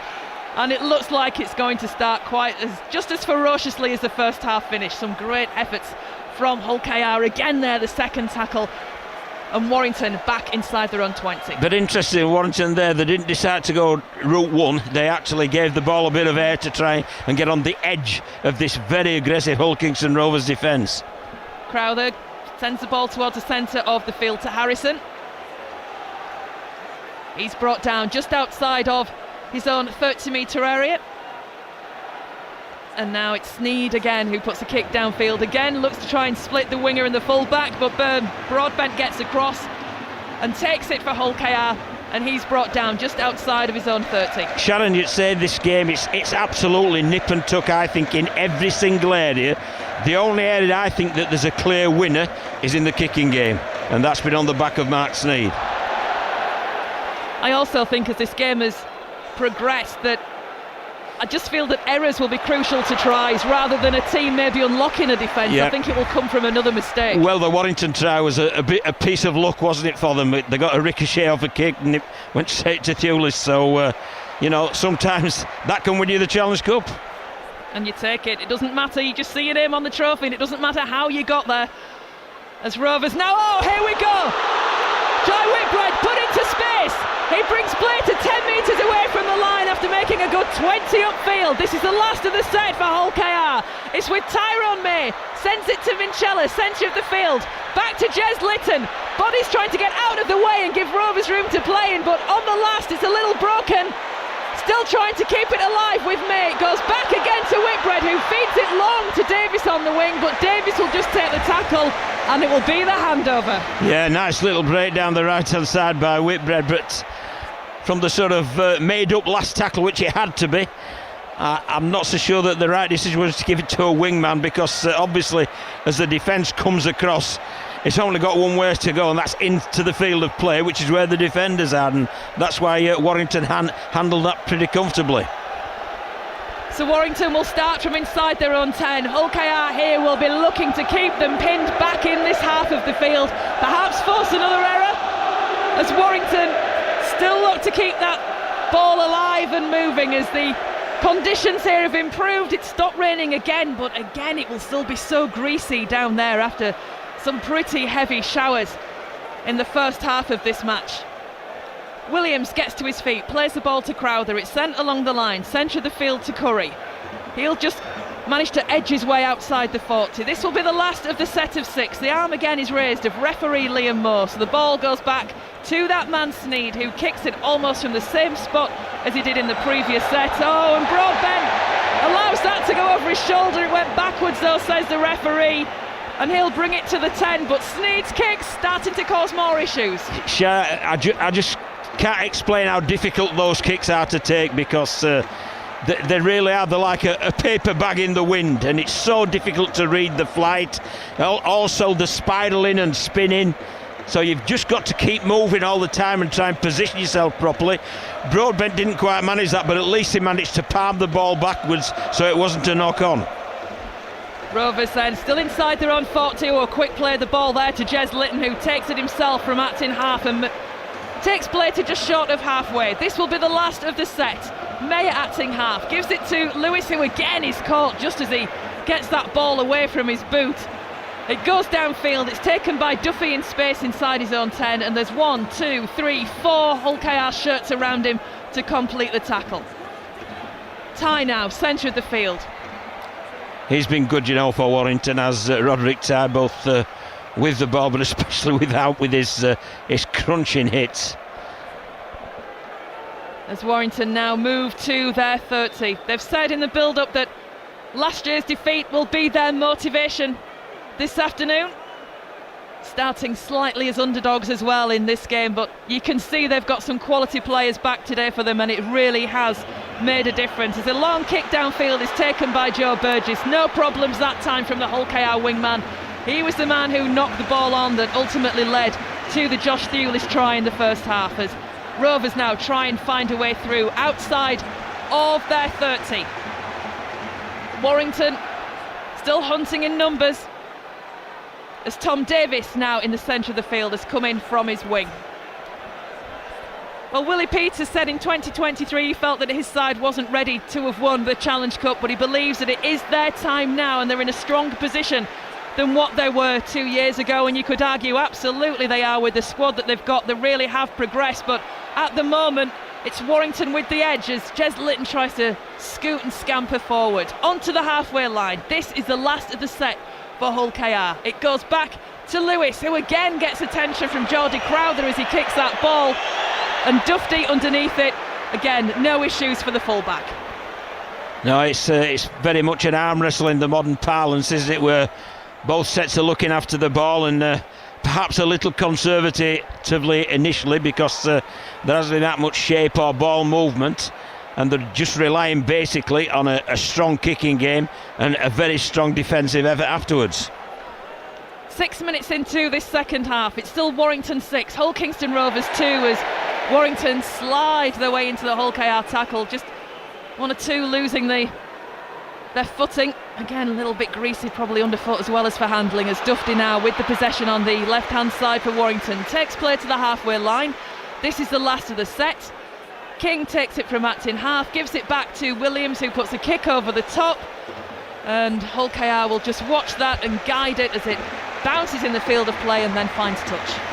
Yeah, it's the second half hasn't got going, has it, with intensity wise, with in comparison to the first half. Pretty obvious, well, what both coaches have sort of indicated to the players for how to get success, and the success is going to be based on the team that kicks the best, chases the best, and makes the fewest errors. It was so intense in that first half, I'm not quite sure if you could have kept that going for 8 minutes, to be honest. It's like a bit of a lull at the minute, isn't it, after half time? But something will ignite it, Sharon, believe you me. So Kalepi Tanganoa takes the possession forward for Hull KR, just coming up towards their own 40-metre line. Minchella, centre of the field, keeping it alive through May. He's got hands and away to Broadbent, who is very much caught in the tackle by Toby King. The ball will be played just short of halfway. Rovers send it on the short side to Petter Hiku, who tries to flick it out the back door to Tom Davis, and Davis can't take the pass. Well, yeah, Hiku saw that it was a two-man short side. There was Hiku and his wingman Tom Davis, and he saw the two-man short side. One of them was Mark Sneed, and I think he fancied having a go at him and sucking the wingman in, but his execution of the one-handed flick pass to Davis just wasn't good enough, and it's like Warrington Wolves off the hook a little. I honestly think, Sharon, that both teams are still a little fatigued after the efforts of the first half, and it's taking some warming up basically. It must be the emotion in a cup final as well that almost fires you out of a rocket, of that pent-up anticipation of going through the formalities as well before kick-off, and the national anthems, and certainly with the Challenge Cup, Abide With Me. You must be like a coiled spring ready to let go once you get going. Yeah, and that emotion drains you out of you, drains the energy out of you, as well as obviously 40 minutes what we had of immense effort in the first half. Well, now it's Warrington shipping the ball quickly through hands towards the left-hand side, and Lindop tries to dance his way through. He'll be brought down by Petter Hiku, Minchella, and also Sam Luckley. But Warrington now find themselves 20 metres away from the Rovers line. Rovers get numbers in and go well and push forward there as well. In the hands of Sneed, it's now with Fitzgibbon on the Warrington left. This is the last of the set for Warrington Wolves. Powell from in half gives it to Sneed, who steps off one foot, back to Williams. Few gaps opening up as Williams puts a grubber kick through, but it's taken by Mikey Lewis for Hull KR. He will try and stay in the field of play despite the attentions of the defence. And he's dropped it. He has. It's a knock on right on the Hull KR try line. Yeah, he was so determined to attempt to stay in the field of play. He tried to find the floor, because as soon as your ball carrying arm hits the floor, the tackle's completed. But unfortunately for Mikey Lewis, whilst he was doing that, the ball's just come free. And it's a great opportunity once again for Warrington Wolves. You really feel at this moment in time, Sharon, the momentum is with the Warrington Wolves side. Now I just wonder, having seen a replay of that, was there a Warrington hand that just forced that from his grasp? Well, he didn't challenge it, Sharon. He's got the captain's challenge, and he didn't. So he's trusting his teammates to help him out and keep Warrington at bay for another set of 6 tackles within their own, within their own 10 metres, basically. Half an hour to go. This could be such a crucial period of this Challenge Cup final as Roderick Ty is brought down 10 metres away from the Hull KR line. The ball is played, it's sent towards the centre of the field, and Warrington launch again and try and find a way forward, and any gaps in that defence. It's played again, away towards the left-hand side once more. It's Sneed who dances his way forward. Hull KR are there with the defence, closing that trapdoor as quickly as they could. Williams, great ball to Fitzgibbon. He also is hacked down 5 metres out. They're hanging on. Hull Kingston Rovers, Sharon, they're hanging on. Powell back on, gives it to Sneed, who puts a grubber kick through, and it's chased away by Mikey Lewis, and Rovers will drop out from underneath their own post. Pressure from Warrington. Yeah, clever pressure as well by Sneed. He's been the story of this game so far. The conditions absolutely favour an intelligent footballer who's got such a sweet left foot and is living up to that billing. So how good is this Hull Kingston Rovers defence? Will this pressure tell for Warrington Wolves? And that's an immense dropout. It's a great kick. And Lindop can't keep that ball in the field of play as it bobbled down the touchline. He got a hand to it, in fact, and knocked it out. And it means that Hull KR will get possession back from underneath their own sticks to the Warrington 30. Well, that's almost as good as a 40-20, isn't it?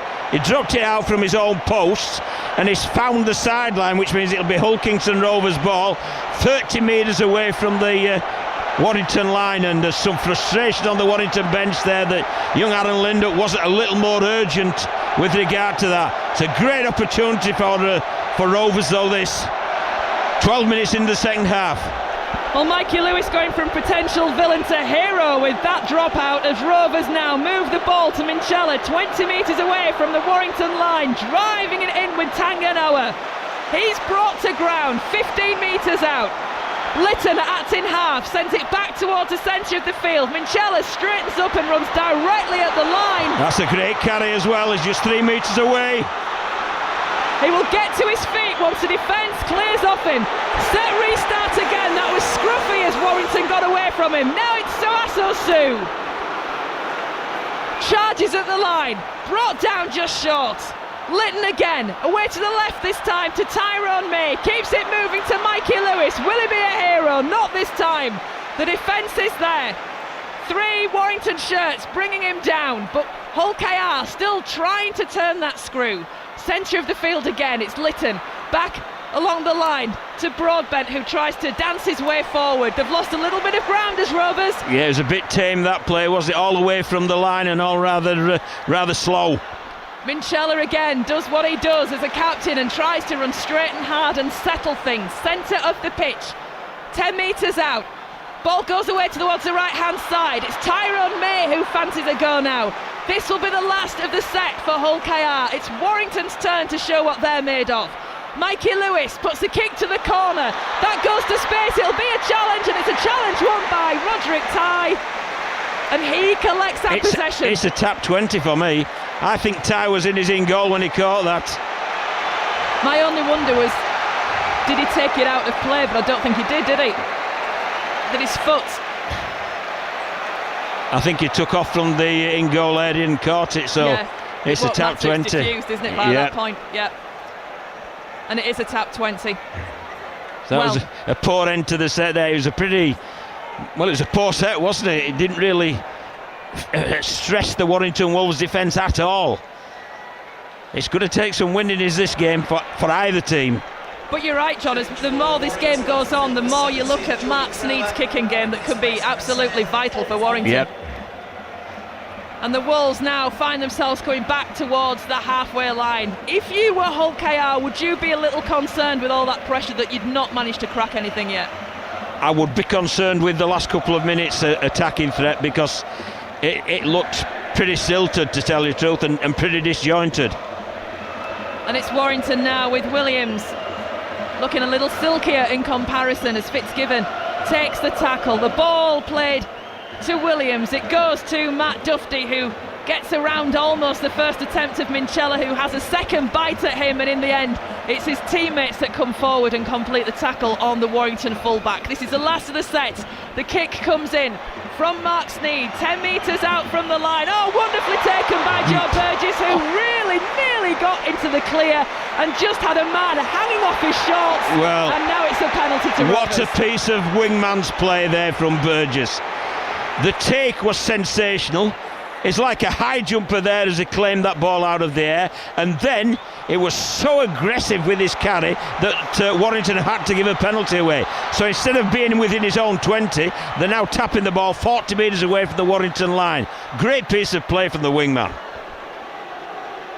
The rub of the green just maybe starting to turn in Hull Kingston Rovers' favour now, with one or two things that have happened recently, and Hull KR now try and build 30 metres out. Well, the pepper in the middle of the Wolves, you know, I think they've slightly changed the tactics at half-time. As May tried to find a gap, he's offloaded to Broadbent. And they're going at the middle again. Yeah, brings play back to the centre of the field and then tries to straighten up. 12 metres out, Hull KR. Will this be their time? Lytton from Acton half, cheeky grubber kick through, and it's cleared. It's cleared, so Asso was there, but Powell had to get a boot to ball, and he put that boot through and just cleared it and kicked it dead. And again, we see a dropout from under the Wolves post. The second half's warming up again, isn't it? And there's a nice bit of individual play from Lytton there. Just a little grubber kick that struck the post. I think he aimed for the post, which took all the pace off it and made Powell have to kick it into the stands, basically, to defuse it. Again, is Sneed going to come up with a wonder dropout, as he did before and as Mikey Lewis did earlier? So Sneed gets ready with the dropout. And the crowd's warmed up again, as the players warmed up and the crowd's warmed up. And the crowd is tense with this as well. Both sets of fans know that their team is still in it. A narrow lead for Warrington, 6 points to 2, 56 minutes played in this second half. Still anybody's game. A next try, I say a next try if it comes, will be absolutely key. And we see a knock on, another error from Hull KR. Well, there's frustration growing, isn't there, amongst the red and white players and the red and white coaches and the red and white fans. But it's hard to win a Challenge Cup. It's hard, as both teams are finding out today. One will be successful, the other won't, but both will know they've been in a pretty tough old battle. Warrington have won this cup 9 times in their history, and we've got a captain's challenge. In the on-field decision of a knock-on. So let's see which way this goes. It's Hull KR challenging. It's the captain's challenge. And again, it'll be Jack Smith who will decide whether it Tackle was a knock-on two, captain's or not. challenge. Hull KR challenging the ruling of lost. See if there's anything in this. This is all part of making the tackle. And it appears that the ball's lost. Can we just confirm that it does hit the floor? And it is after the referee has called the tackle complete, this, so regardless of direction. The ball is out and the ball is on the floor. The challenge by Hull KR is unsuccessful. The ball's lost after held. And I think that challenge was one of frustration, I really do. Because it had no chance of succeeding, and it's now officially on the big screens in the stadium of challenge unsuccessful. So it's Warrington's ball, and it's the loss of the challenge for Hull Kingston Rovers, and that could be crucial, you know, with 22 minutes, 46 seconds left. And of course, Hull KR lose the challenge. They can't question anything again. And you see the replays, and it was clearly a knock-on by Sosu. Clearly. You just wonder as well, the pressure may be getting to Hull KR in the sense that they haven't won this trophy for 45 years. They've been in finals. There was in the last one just 2 years ago. They haven't won it for 45 years, and that must weigh hard on the shoulders of players at a club such as Hull KR. I think that's a great call, Sharon. It really is. You know, it was 1980, wasn't it, the last Challenge Cup they won in when the great Roger Millward lifted it, and it was 85 since they won any trophy whatsoever. And you can feel there's a weight. First of all, there's a weight of expectation today because they came in as slight favourites, and they're a little tentative. They haven't played as well as they've played in the league, there's no doubt about it. And a lot of that's down to Warrington. Let's give Warrington a pat on the back, but there's also this weight of expectation is weighing heavily on the players in red and white. So the two sides packed down, and while we're waiting for play to restart, we can tell you that it's been confirmed that the Challenge Cup final will be back at Wembley again next year, to be played on Saturday the 30th of May, so a week earlier than what we've had for the last couple of years. But of course this year's still to be decided. 6 points to 2 in Warrington's favour, 57 minutes gone as James Harrison takes the possession now for Warrington, who are still inside their own 40. But Warrington need to keep playing, you know. You can't cling on to a 4-point or one try lead for 22 minutes. Absolutely impossible. You've got to maintain your own focus and your own intensity. Sneed with the kick downfield. This time there was more pressure on him from Hull KR, and it's picked up by Broadbent just inside his own in-goal area, and he makes the 10 before a tremendous challenge comes in from Paul Vaughan. So Rovers coming away from their own 10. The ball's played to May, up again the centre of the field with Petter Hiku. And he's brought down. Warrington tackling superbly at the moment, really not allowing Hull KR to do anything other than make a few metres forward, and then the tackle comes in. Well, Warrington's average points concession this... Oh, my word! That was huge. What a tackle that was from Fitzgibbon on the interchange player, Jack Brown. And Mikey Lewis, being the terrier that he is, almost had a go there at Fitzgibbon, who looks like a foot taller than Mikey Lewis. I don't think it'd bother Mikey, to tell you the truth. No, I don't. But for me, that's a high tackle, you know, when you see some that were given earlier when players were falling. Anyway, let's get on with the game. Just coming up to the hour mark, 6 points to 2. One try in this game. The next try, either way, could prove to be the winner. Whether it's putting more daylight between Warrington and Hull KR, or just giving Hull KR the edge as the clock runs down, we will see. Warrington at the moment in possession with Williams, who's brought down, and you just feel at the moment momentum is with the Wolves. This is the last of the set.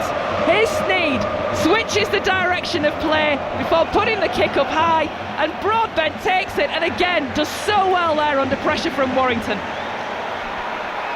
Well, it's a cracking game, once we've said it before.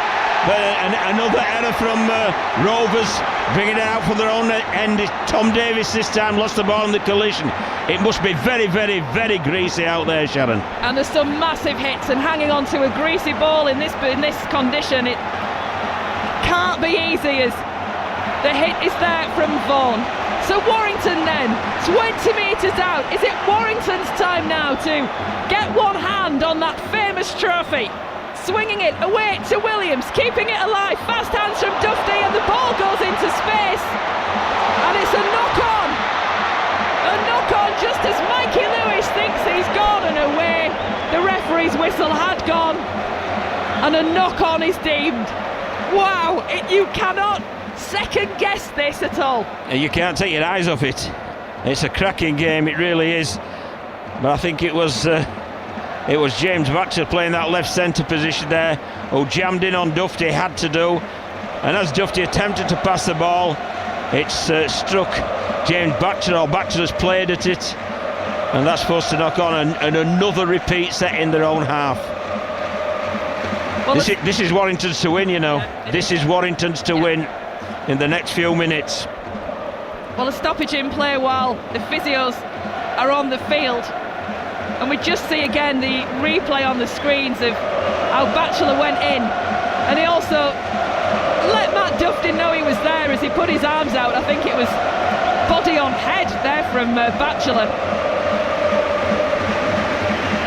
But either way, it'll be Warrington's possession once this game restarts.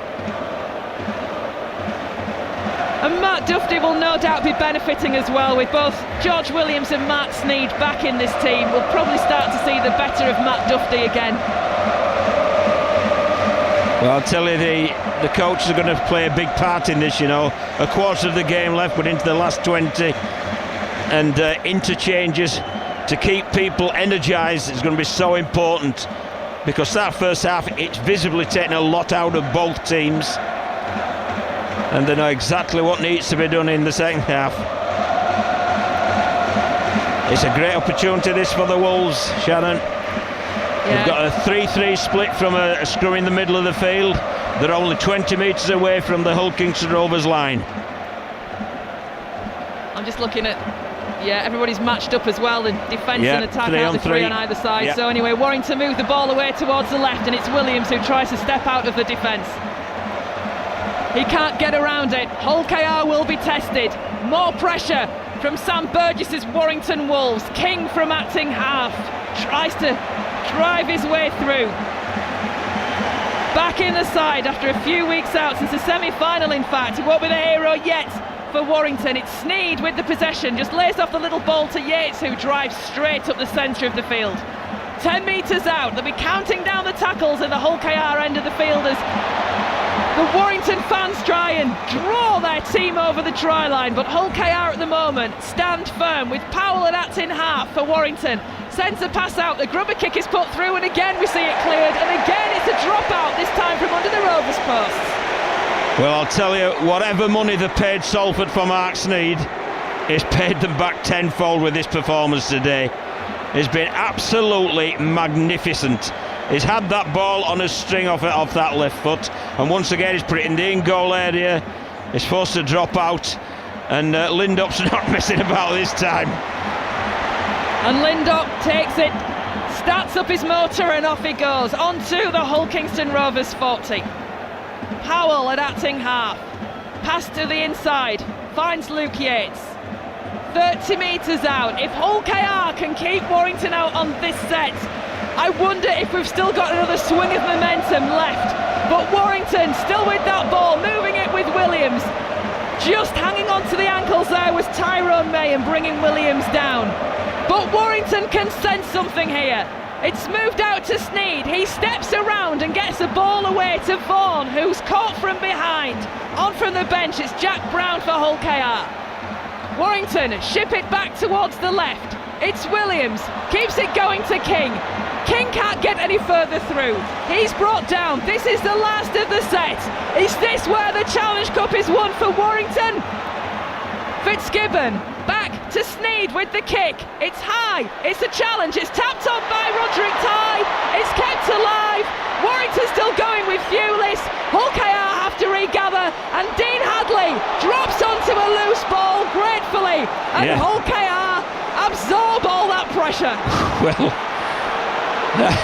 that's tremendous, isn't it? What a passage of play there. It was all unorthodox. It was off script. But Hull Kingston Rovers just managed to fight. Oh! It's another lost ball! They've knocked on at Warrington, but they haven't got a challenge. Oh, the touchers must have called it. The offload from Hull Kingston Rovers. Warrington knocked it on by palming it down. They haven't got a challenge left, but the toucher just has changed it. You're challenging it? Are you okay? So the referee. Challenge? They're challenging it, but I don't think that's a sensible thing, George. I think George Williams, a very, very clever player, great rugby IQ, but I think he's listened to his own players, and I think he's made the wrong decision.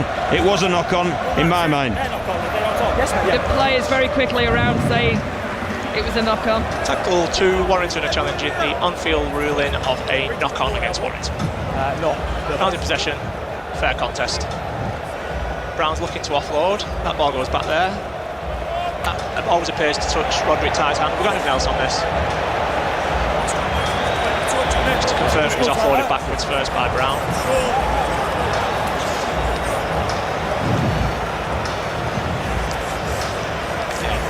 Fair contest. This is always an offload. Then touches Roderick Ty's hand. Can we go back to the first angle, please, for perspective on direction? We know now it touches Roderick Ty's hand. He does pull it. Pulls it. I'm sure he pulls it.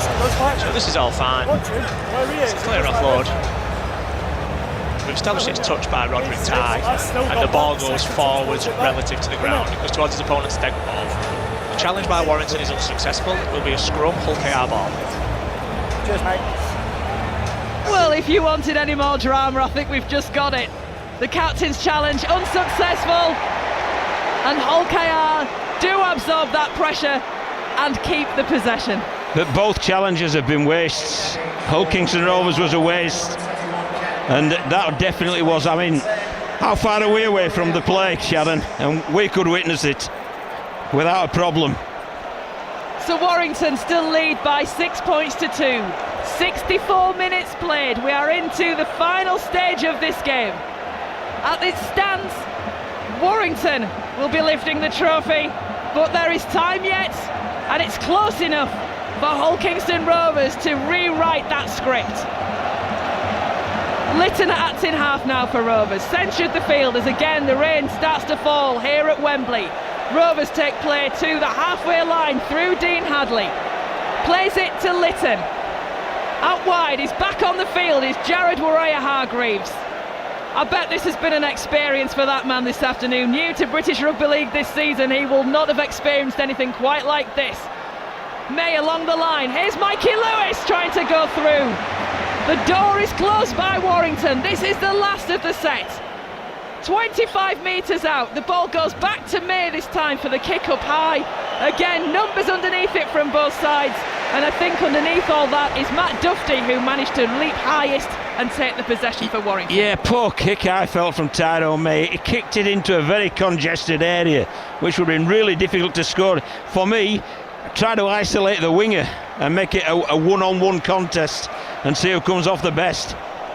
Oh, Warrington now really looking to put a bit of pace in their play. The ball speed has just lifted a little in this set as they now scoop their way up to 40 metres inside their own half. Here's Paul Vaughan now looking to try and reach the halfway line, but Jared Warrior-Hargreaves has his say on that. This is the last of the set. The ball again with Sneed to put the kick up high. Again underneath it, a tester taken well by Broadbent. He runs laterally at that defensive line and in the end takes the tackle. Rovers will start from just outside their own 20. Breathless again, John, that intensity's gone up. It has, yeah. It's warmed up after the half-time break. The crowd have got back into it. We're in for a very, very interesting last 13 minutes, 45 seconds. This is what you want from a cup tie. It is still not certain who will be winning this trophy as Minchella tries to drive his way up the middle of the field and offloads, but a knock-on, says the referee. I thought he was tackled as he passed that ball anyway. Yeah. But an error again from Hull KR, and the errors are just starting to creep in there. That's the pressure. I'll tell you, that's the pressure of the monkey on the back that they can't get in. You see the tackle's completed, trying to regain his feet to play the ball, and he just stone cold loses it. And he knows.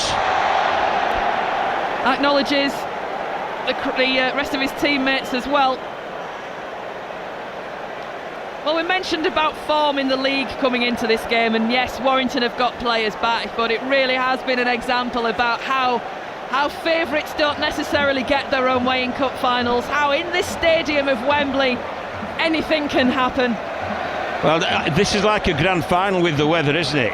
It's teeming down, it's greasy, and it just lends itself to clever halfbacks who can kick the ball well, and Warrington have probably got the best one in Super League in Mark Sneyd. And it could certainly be the match winner for them this afternoon as well, with some of the kicks he's already put in, and he's probably got it in his armour as well to pull something out of the bag just to be sure, as Warrington now just come up towards a 20-metre line inside the Hull KR half. King prepares at Acton half to send the pass towards, that looked forward to Williams, but play continues. He'll take play another few metres further forward. Toby King, his future is not at a hooker at Acton half by the look of that ball. Sam Powell's it's given to Sneyd. He lays a little pass off to Yates, who is brought down 10 metres out. This will be the last of the set for Warrington Wolves. Will this be it? Is this the match-winning moment? Sneyd with the kick over the top.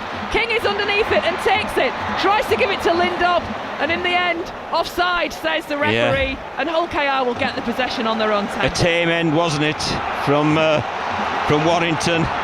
But still, the end is in the 10-metre zone of Hull Kingston Rovers. For me, the most energised team out there is Warrington. Hull KR look fatigued, they look tired. Completely agree with you. 6 points to 2, Warrington lead, and it's the Warrington fans now, you can hear singing.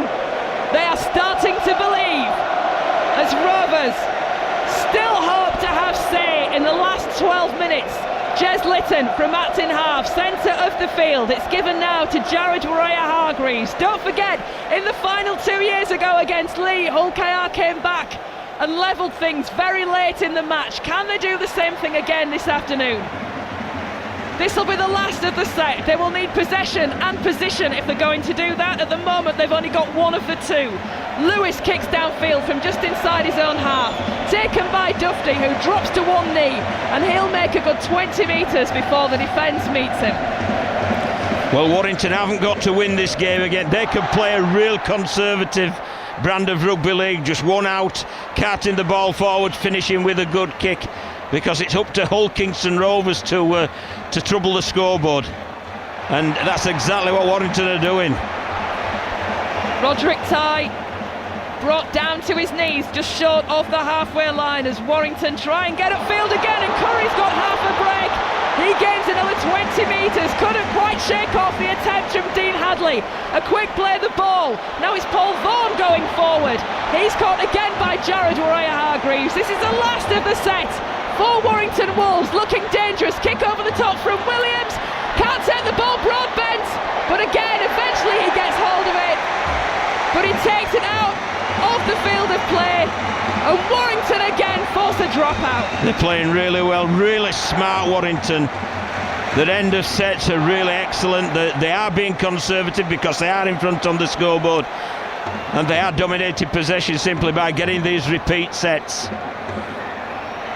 And as we say, it's up to the Robins now, up to them to do something different to trouble that scoreboard, because 10 minutes left. It's looking increasingly more so that the cup's going back to Cheshire. Well, it looked like Mikey Lewis slipped a little there with that dropout, so maybe didn't quite gain exactly what he wanted from it, and Warrington are just 10 metres out again from the Hull KR line. Will this be it this time for Warrington? Fitzgibbon draws in 3 men before the tackle is called, as held by referee Liam Moore. Played to Sam Powell, away to Sneyd, bossing things again in the centre of the pitch. It's away to Williams, he's got the runner coming through. Great defence from Hull Kingston Rovers, bringing down Holroyd. But Warrington move it, swinging it from right to left. Ben Curry looks to try and keep the ball moving, he can't. This is the last of the set again. Will Hull KR stand firm again? Sneyd, cheeky chip over the top. Hiku can't take it. Davis is there, but again, Davis will be caught in goal. And again, a dropout from underneath the Rovers posts. Well, this is exemplary rugby league, this, for this type of conditions. They're just building pressure all the time. If you can't score, do the next best thing, and that's what Sneed's regularly done, making a difficult kick to sort of diffuse. Make sure your chasers compete and then cut down the yardage, and they've got them in goal again. Short drop out. And it's taken by Hull KR eventually. A few bobbles there in possession, but the referee is happy. Well, I'm certain if they'd have had a challenge there, Warrington, they'd have challenged, but they burned it unnecessarily. Yeah, anything anybody can do now. As far as challenges are concerned, both teams have used theirs and lost them, with them being unsuccessful. So Rovers have 8 minutes remaining to try and save themselves. 6-2 they trail. Warrington lead as Hull KR move the ball out towards the left and gain good metres as a result, and find themselves now inside Warrington's half, just outside the 40. It's Burgess sliding through on his knees almost there before the defence comes in for him. He'll play the ball, it's back towards the centre, on the last to Lewis, who puts the kick up high. That's a good kick. Challenge is there, but again, taken well, and it's taken by Steph Ratchford, who's on from the bench for Warrington Wolves. That safe old stager at the back makes sure, but Hull KR are still tackling with intensity, looking to force the error inside the Warrington 10 and keep them pinned down in the closing 8 minutes. Well, if Steph Ratchford just entered the field and he has to come up with a play like that, he's earned his money with that play. This is hard work getting out of there, and this is, you've used the word before, brutal defence again from Rovers. We'll experience of Steph Ratchford in his 5th Challenge Cup final as Sneed, who's in his 4th, kicks downfield and sends 20-40. backpedaling. Now has he got that? He has, hasn't he? 20-40. It was within his own 20 out of the dummy half, and it's gone over the sideline 30 metres out. What a kick! He's walked the man of the match. Warrington win this game is absolutely walked. I bet everybody's voted for him in the journalists. Look at that, well inside the 20. What a great kick. Now that is a rare thing to see. You see the 40-20s, rarely the 20-40s, and Mark Sneed on one of the biggest stages pumps his arms. He knows. Now we talk about match-winning moments. That could have been it for Warrington. Very much so. But it's still on, you know, it only needs one act to either clinch it or go the other way.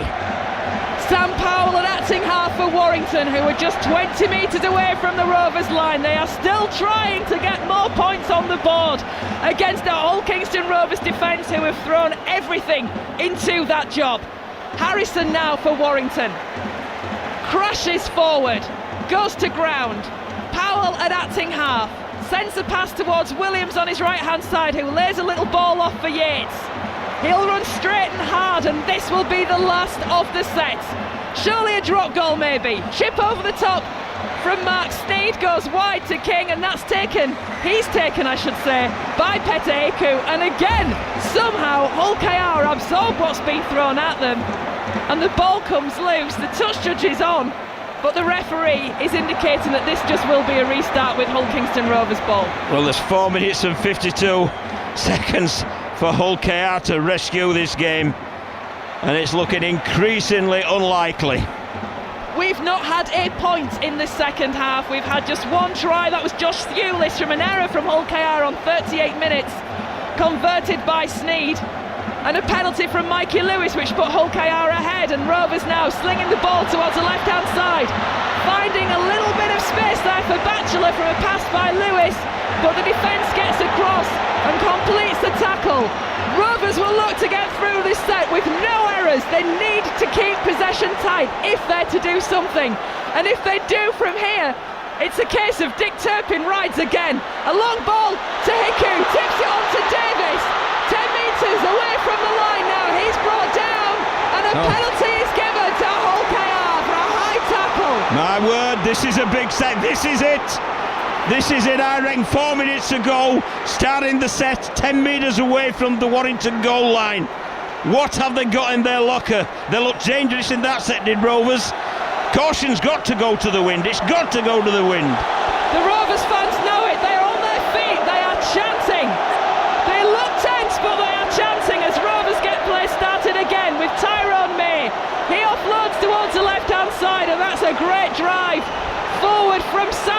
quickly. 10 metres away. Here's Lytton along the line. Jared Warrior-Hargreaves had a sneaky look to his left, drove it in the end. Tackle count being eaten up. Lytton, long ball to Tyrone May, who's caught well by the defence but keeps it alive. And Warrington defend manfully. Lytton once more. Rovers still 5 metres out. 3 minutes remaining on the clock. Tyrone May again towards the line, puts a grubber kick through. It goes there, but it looks like that might have been grounded by Warrington, but Tom Davis thinks he's scored. Well, we don't know because we couldn't see from up here. Tom Davis is very confident. The crowd went up. The on-field decisions are try. Let's see what the video referee says. Grab the ball before the deadlock ball, please, mate. Jack Smith will decide. Oh, it's unbelievable. Tackle 3, we've got a try on field. It comes from a kick, please. So we want the kick first. Right, all chasers to the right are onside, so we can run this through, please. It's a fair collision. Now we need to check to see if Lindop grounds the ball, and then we'll run it through to possible grounding by Hull KR. Really slow on this, please. Right, Lindop does not ground that ball. Let's just confirm that it is Lindop's hand, please, so we can sign this part of it off. Can we go back on this angle, please? Check it's not Hiku's hand. Both those arms are Lindop's, and the ball is missed. So the ball's not grounded at this point. The ball is still at 2 seconds. So keep going back on this, please. Back on this angle. Right, the ball has never been grounded by Warrington, so let's run this through to see if Hull KR touch this ball, please. Now can run this through. It's a Hull KR hand that misses the ball. Just check the Hull KR hand on this now, please. That is grounded by Tom Davis, just from the opposite side, please. Just confirm that Hiku does not just touch this before it gets to Tom Davis as it bounces up. The ball is missed by Hiku, and back to our first angle, please, to confirm that the grounding is in field by Davis. Just wanted to check that Petter Hiku didn't get a hand there first. That's what we're looking at now. It's in the field of play. It's in the field of play, and the ball is grounded. I've made my decision. Oh my word! It's what cup finals are all about. Amazing. This try should be given on the big screen. Just listen to this reaction. It's 6 apiece. Rovers have just rescued it. Well. What a game. What a finish. Mikey Lewis, it's up to you. He ain't the regular goal kicker, but he loves situations like this. He's 8 metres in from the sideline. It's 22 metres out. It's a difficult kick for an accomplished kicker. It's a difficult kick for the standing kicker. But just keep playing until the end. This game is 80 minutes long, and that's what Rovers have done. And Tom Davis gets the simplest try of his life, but the most important try of his life. And this could be the most important kick of Mikey Lewis's life. Not the first choice kicker for Hull KR, but with no Artur Morg, he has to take the responsibility this afternoon. Mikey Lewis, will he be the hero of East Hull this evening? He steps up. It looks good. It is good. He's kicked it. Hull KR take the lead. It's like daylight robbery from Warrington Wolves. But wow, what a Challenge Cup final this is. It's not over yet, Sharon. It's not over. Is there another act? Wow. It just shows you do They've claimed the ball. They've claimed the ball of Hull Kingston Rovers. This will be the slowest set of 6 you've witnessed, Sharon.